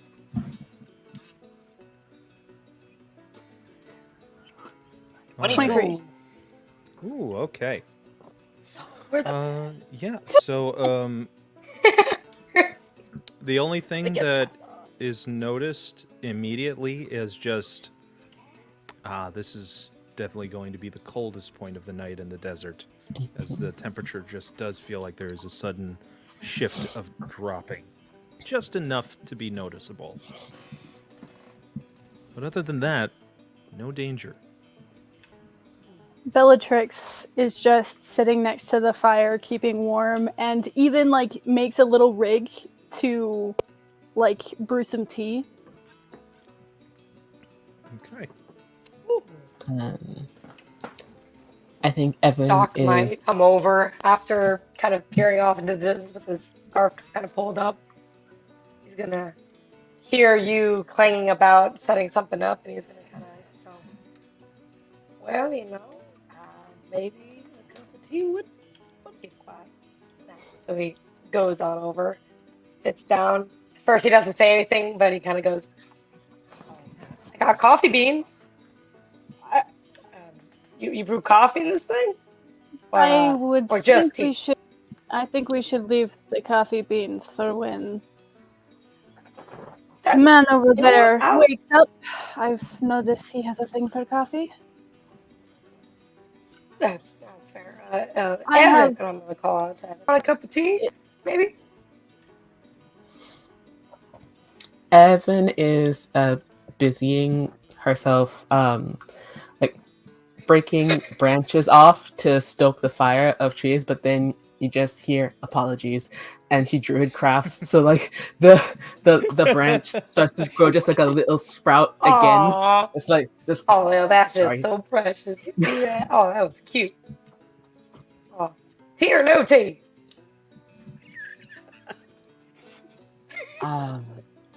Tea, I guess. Would you like a cup of tea? 3 cups of tea. I like a more Sorry to put it natural... randomly, but You can take I like- the dock out of the brothel, but you can't take the brothel Take out the of ruffle the dock. out of the dock. Absolutely. Lord. no. Bellatrix just brew some tea that is a special like mix that she makes specific to helping her stay awake, because coffee's never been a good thing for her. So tea is her natural alternative, and you can collect the herb. I need con saves then from Davenport and Evan. Oh, no. Bellatrix, what is your Con constitution save? normally? My constitution currently normally? Yeah. 17 plus 3. All right. 17 is the DC. Hold on. Don't look at me like that, Matt. Okay. What kind of question is Hold that? on. Trying to. It won't let me What is add your 4, so I'm just gonna roll. It's Normally? okay, just do the math. Ooh! 18 plus 4. So And what was 22. yours, Evan? 15. Okay, so Davenport, you do realize, ooh, that's got a bite to it, but it's not bad. Evan, Ooh. Whoa. holy crap, it is like swallowing Oh, something knocked that my maybe... boots off and hit me inside the head. My Yeah. God. Evan, you feel like you've just drank one of Alfie's components. Oh, not again. Oh. It'll keep you awake if nothing else. Mm-hmm. No, I'm awake. I don't think I can blink. Wow. Okay. Sea noises now. There's spiders in my skin. Is that normal, Bellatrix? I can taste my feel eyeballs. spiders in my skin. Oh, It's not like you Wow. just suddenly snorted. Y'all a hear line of that? I crack can or hear you something. breathing. Jesus. I can hear y'all God. breathing. Wow. Okay, cool. This works. Yeah. I can taste the colors with my eyes. Davenport survived this. Everything that you're describing is probably what Evan should be feeling. Oh, Smells nice. then Evan is gonna go No. through something horrendous. Evan, you're gonna get some real volatile jitteriness from this. No, I'm just saying this is Doc on a success. Imagine if he failed. I Yeah. don't even know. Bellatrix is just calmly Who's gonna sipping her trip sit cup, Doc? just watching everything that's Alright, happening unaffected. Evan takes a sip and then just gently puts the cup down. Miss Bellatrix, is this like a normal for you? Is this what It you... works. It is something that I crafted myself over the years. It It's does meant to something. keep- I don't know if it works. It's meant to keep you awake, and that is what it does. I don't know if Y'all I'm ever think going to Alfie sleep is again. problematic. If it makes you feel better, all of the ingredients and materials in this tea are all natural remedies, so nothing artificial. Bellatrix lured you in with a cup of lies. At least you know what you're about to drink. Bellatrix, with this Alfie. I Alright, got shut up. palpitations, Bellatrix. I got palpitations. You're Oh, going to feel just yeah. the goal. gonna win. Give it like 15 minutes, you'll be fine. Cool. 15. That's gonna be the longest 15 minutes of my life. Arena, we gotta teach you what it means to save a constitution. Yeah, yeah. 'Cause this is weird. This is not it. It's hilarious. And I kind of love it. I really do. I gotta start failing things. Like I gotta start rolling 2s. Failing upwards. Bellatrix, as she's sipping, she'll just like set down her cup and look up at Davenport and just ask, "So what happened while I was locked outside in a sandstorm? Because apparently, you all look like shit, and I don't know what you got yourselves You into too. while I was gone." Oh, well, there was a giant Can't talk about it. fuck off metal man, and he killed most of us. We turned to dust, and then we came back, and it was fine. And then the deceased Oh yes, we sheriff died. We died, Bellatrix. It was awful.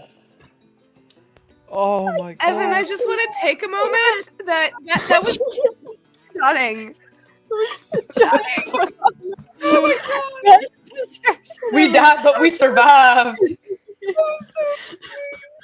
Bellatrix will just look at both of you weird and say, "Coming from experience, death is normally a one-way street. Unless you have a cleric of high power. But looking at, like, making eye contact with Davenport, I haven't seen that kind of far from you, so." Well, I think somebody just spilt that tea. Would you care to We died, but lived. It was amazing. Would not you recommend. do one or the other. They're not the thing that happened at the same time unless you have a cleric of a high enough level that can bring you back. Or druids, because they do it too. That's just not my purview. I wish I knew. I wish what I said made any more sense than it obviously did not. But what I'm saying to you is, it attacked me. It attacked Ellen. Ellen turned to dust, and then I think I died. I don't know. There's a gap of time where I'm there, and then I'm not, and then I'm back. So I don't know what happened in the in between. But then the sheriff was there, and I'm pretty sure he died. I'm sorry. I'm sorry. This is so good. And the sheriff was there, and I'm pretty sure he's been dead for a little while, but somehow we were talking to him. So I don't know what sheriff you're talking about, other than the one that you call Sheriff Ellen over there. So, well, no, Sheriff Brad. He died, but we saw him. It was very confusing stuff. Wow. You sure that this is just tea? My eyes are starting to hurt. They're drying out. I don't know what to do. It's just tea, I can assure you. Oh my god. We saw Sheriff Brass. He was dead. As they poorly describe the events of what transpired, can you give me Bellatrix an Arcana check at disadvantage because of the at disadvantage? Because of the way it's been described. While people are rolling things, I just want to say, have people seen the Olaf Presents on Disney Plus? Absolutely, that's exactly what's happening. We need an Evan Presents for everything on this channel. Those dice are huge. Keep rolling that. That would be... Fuck, numbers. 34. Okay. So, in spite of the bits and pieces that you were able to gather from this, you are aware that in certain religious rituals in temples, there are kind of like these spirit journey tests that tend to happen. And for the most part, as strange and, fantastical as this may be, you err on the side of caution as to how much of it they are being truth, and indulge them a bit. But you also are aware that to have some sort of test like this is not fairly uncommon with a lot of druidic sects, including ones that you happen to follow. She just kind of listens to what you're saying, looking skeptical at certain bits, but just I ain't even nods. told you about the visions yet. The conspiracy that is apparently going on. Visions are not surprising for me, especially because temples typically is determined by how you look will have spiritual journeys and guides. So I'm assuming that is what happens, a trial of some kind. I mean, sure, if that's what you want to call it, then that's fine. Personally, I don't know why I was involved in this trial. I still Wrong don't know place, why wrong time is what I'm assuming. I mean, it feels like a very wrong place for me to be in.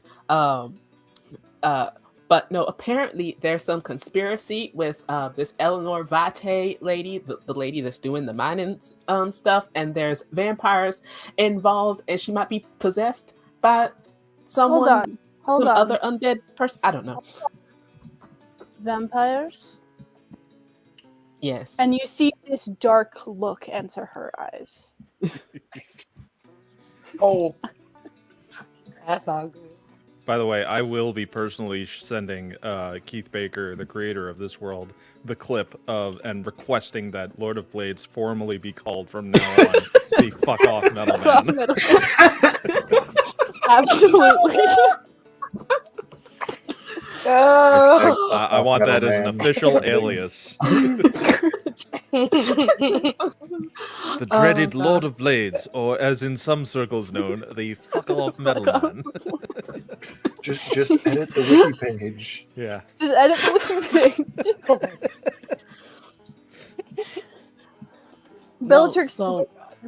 Bellatrix's face like darkens when you mention vampires, and you can tell there's bad blood. So to speak. Yes. How dark is it? We all turned into the Joe Husky at that point.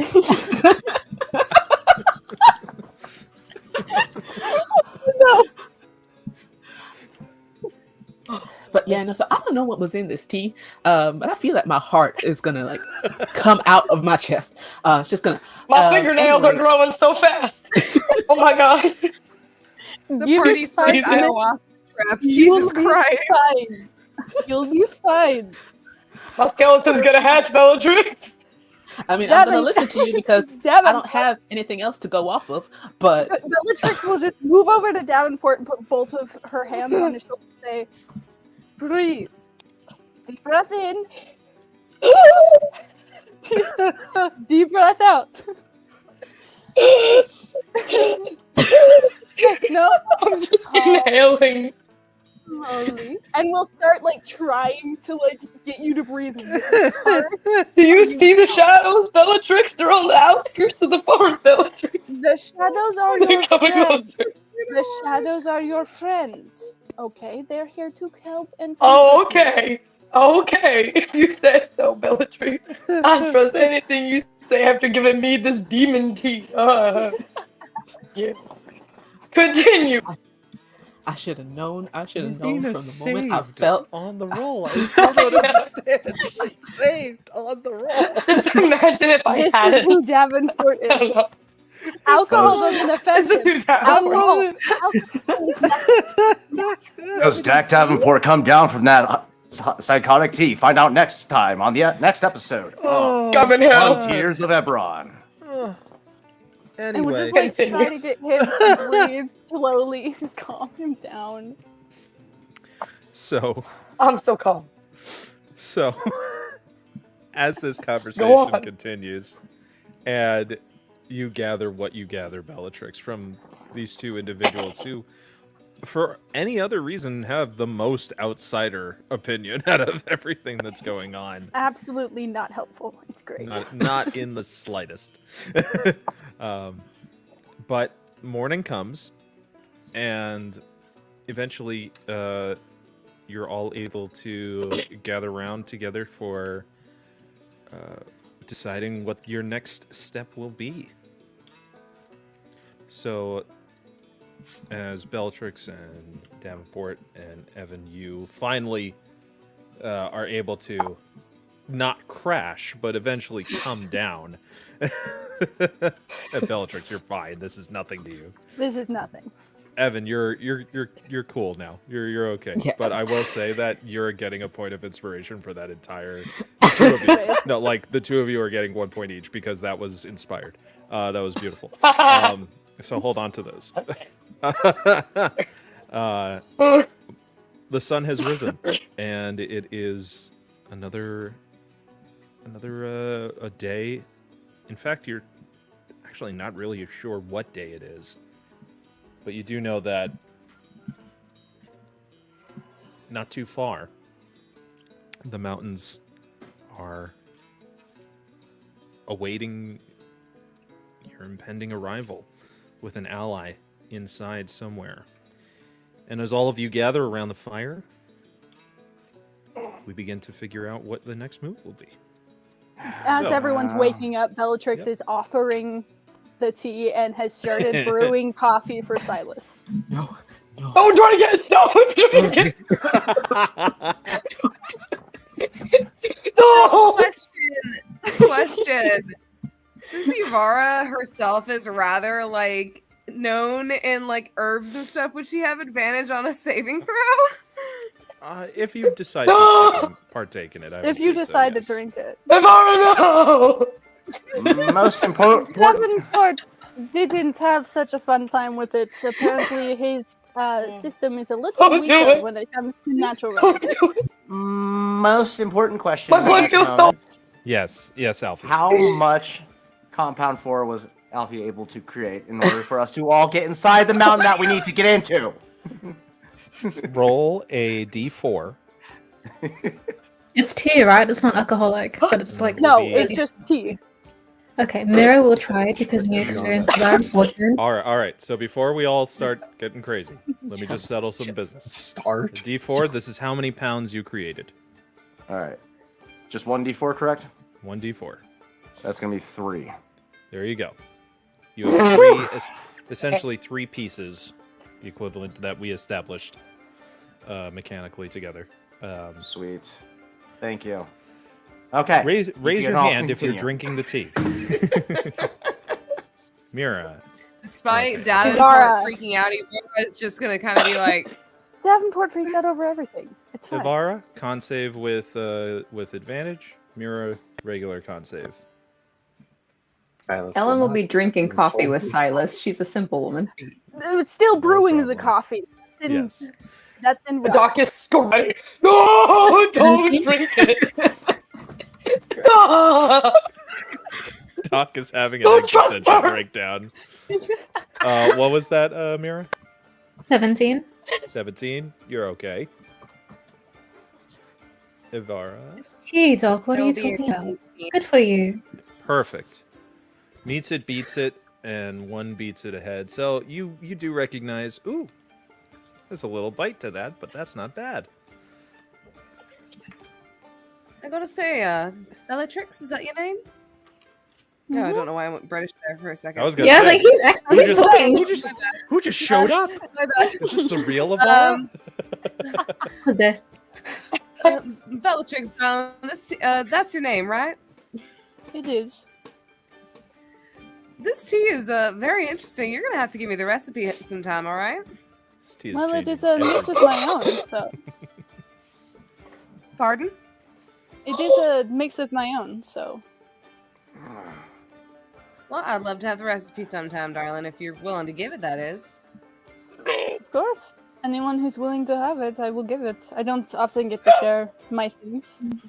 I will quite warn nice. you, because of Davenport overreacting, the bites you feel in it, it's to help wake you up and make you more attentive and alertive. He I had a can't bad feel my reaction. legs! Don't drink it!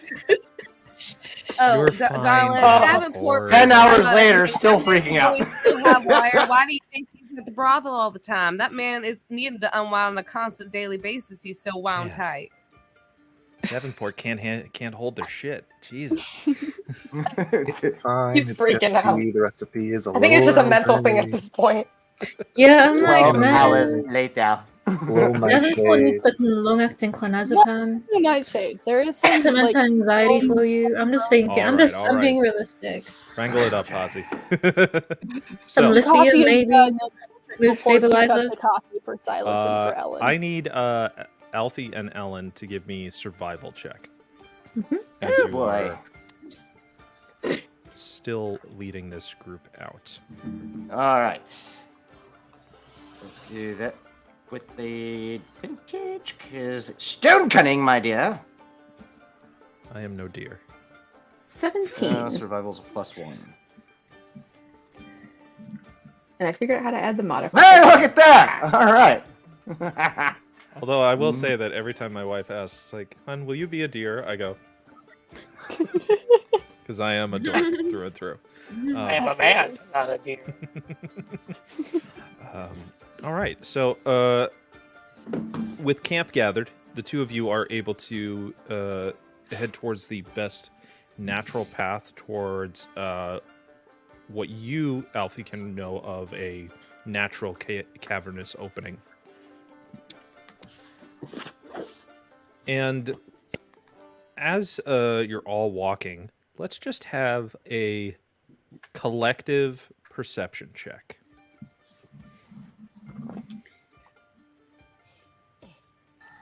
Guidance.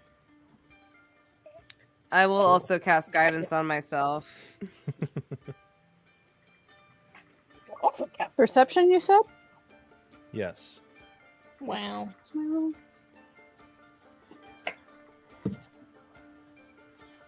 $26. Whoa. All right. Here, we'll make this easier. If you got above 15, raise your hand. Let me roll my Still loading. d4. Ah, shit. Is it 15 Someone and threw a above or D4 above in there. 15? Because guidance. They were Oh, guidancing right, themselves. guidance. Mine So many will dice. not load. 21 So for many Ralphie. dice rolls. What's that? So many.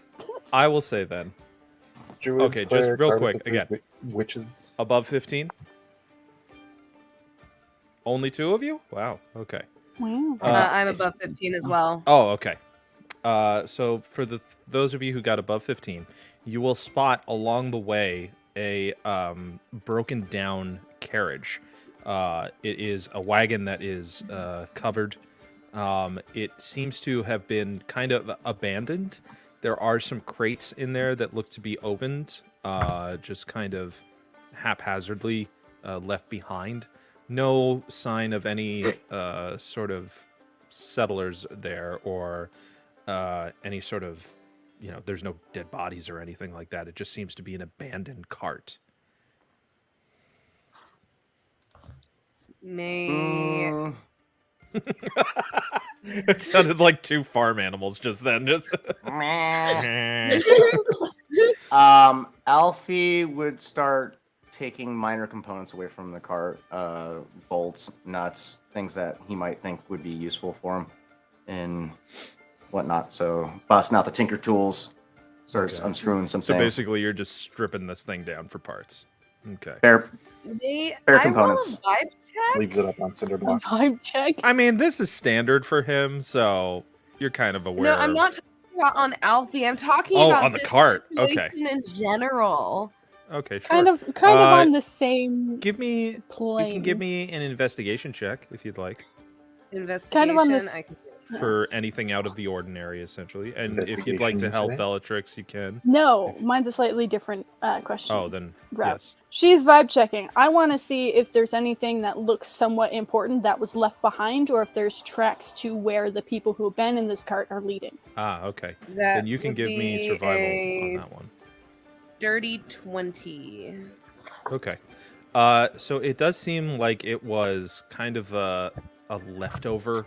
Maybe it was just like the dead weight of a caravan that they just realized, oh, okay, there's nothing really, like, we don't need this particular cart. You haven't really looked through any of the boxes or anything inside, but you could just tell from the outside and just from an overall looking of it, this particular wagon was just left behind.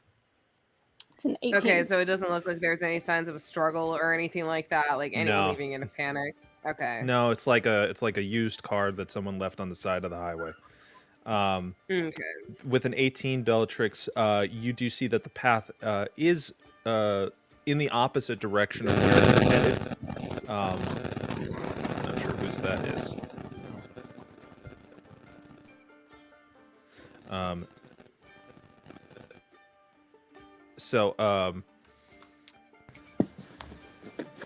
Yeah.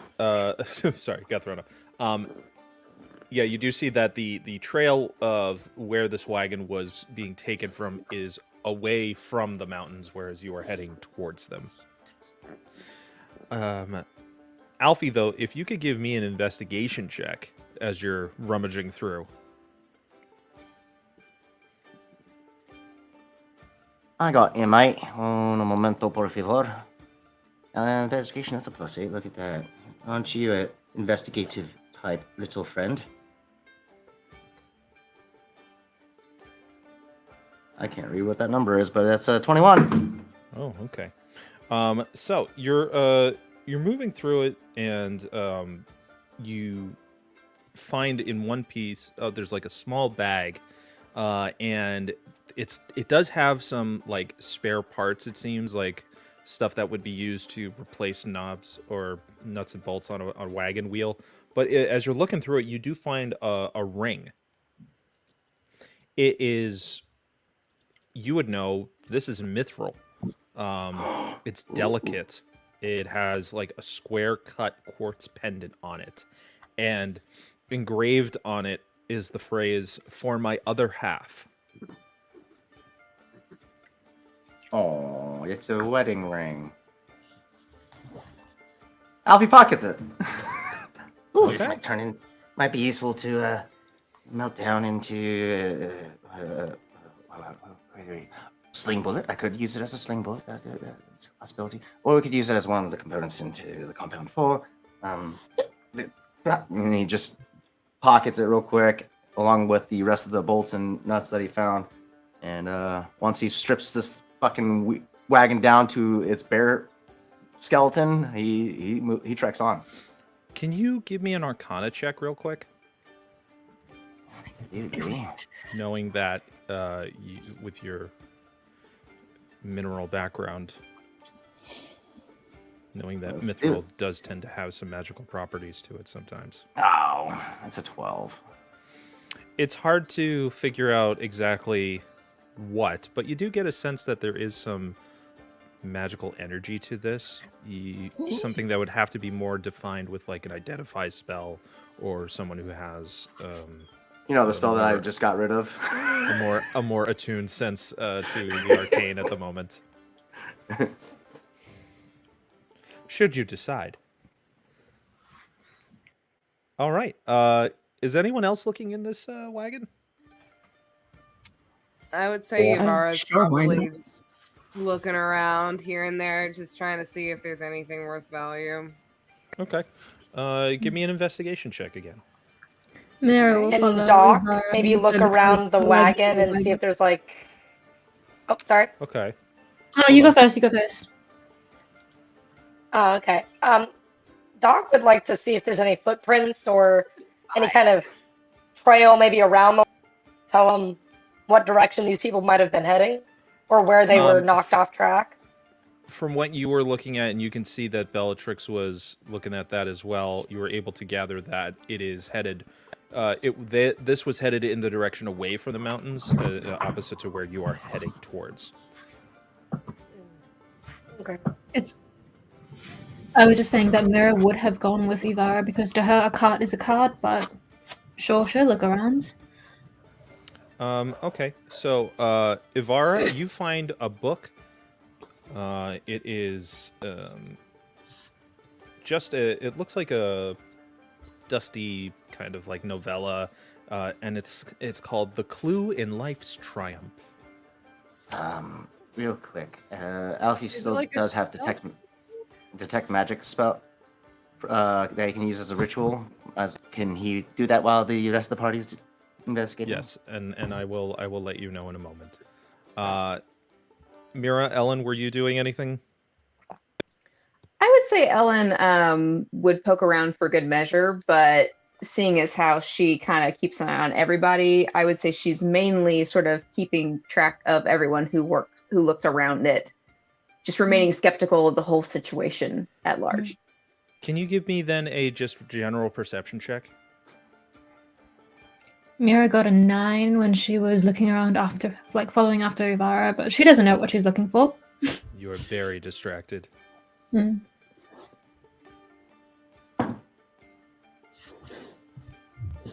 That's just an 11. Because I roll low with Ellen for whatever reason. It's it's scoping out at this point in the morning. It seems like the sun is reflecting a bit too high off of the desert, and it's I giving didn't have enough it's, coffee, did I? it's not your eyesight's not quite getting the scope that you want it to be at this time. I'm grouchy. I'm sleepy. Yeah, but that's about it. Other than like maybe some rations that it's whatever's not left that's not spoiled, you're able to find. And you continue on. So, as you move forward, you can see that the range is closer now. You, with Alfie's help and with Ellen's guidance and all of you working together at this time, you do inevitably get to an entry point, it seems, in this mountain range. And when you approach it, I'd love for everybody to give me a wisdom saving throw. Oh, You have guidance, I think, don't I? Oh god. How do we roll with advantage on this? There is a little thing that you can choose when you roll the d20 to roll that selects advantage. ADV. Okay. Why is that a d12? No, not that. Stop making me roll wisdom saves.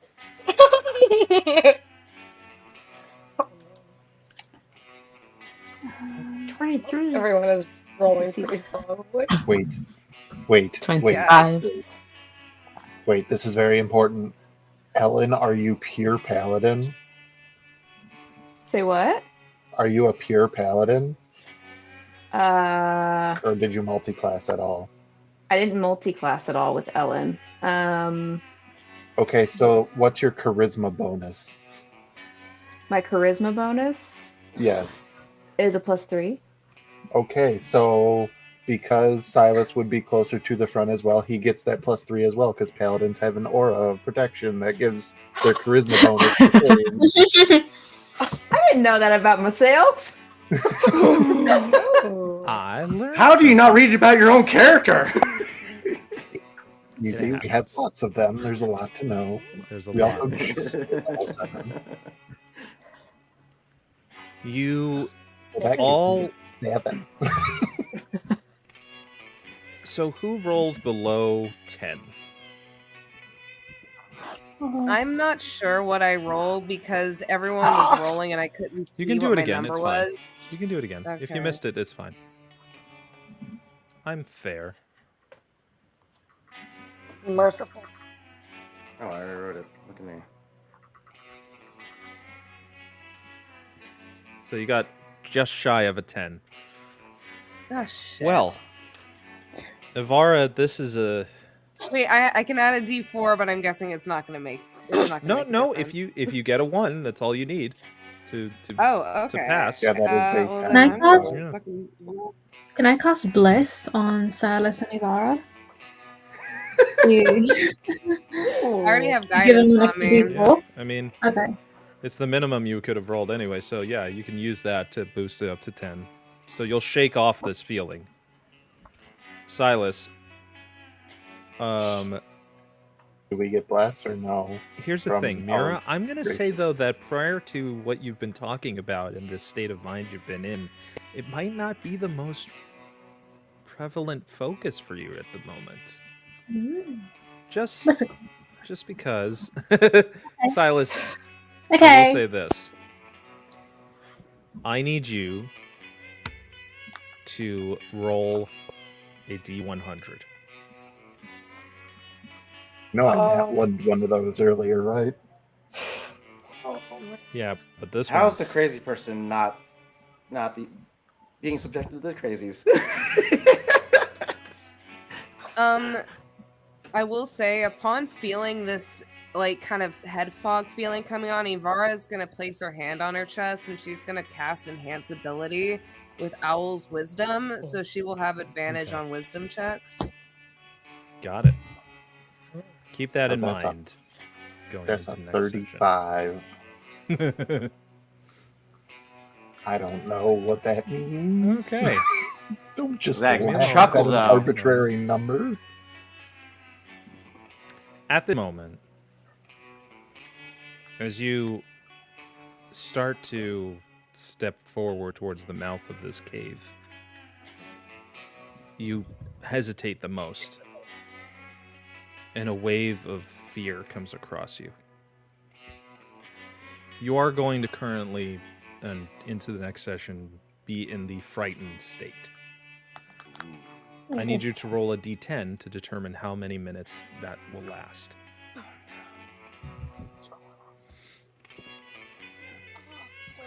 Wait, ooh. That's a 2. Okay. So it won't be long enough for it to have a impactful, detrimental fee to you. But it's going to be a rough entry.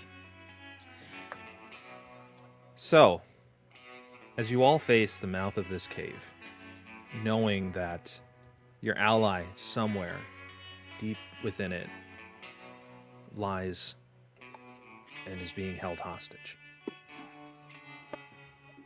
You've heard of the world beneath the world go by names like Kyber itself or the Underdark. But it's the only way you know to get through back to town. An indeterminate amount of time. But at least with all of you and your combined efforts, you might be able to find some hope that you'll get there sooner than later. And with an uncertainty on the other side of the path, you walk through together. And what lies on the other side of that entry, we'll find out next time. No! No! I knew it! I could smell it! I could smell it! Ah! Thanks everybody for watching tonight. We truly appreciate it. We will see you next time with our next episode, which will be next Sunday. So thank you again, everybody, for myself and the cast, and for everybody at 2B Diced. We will catch you next time for another episode of Frontiers of Eberron. Until then, I don't know. I don't think I have a sign-off thing for this, but we'll see you next time. Yeehaw.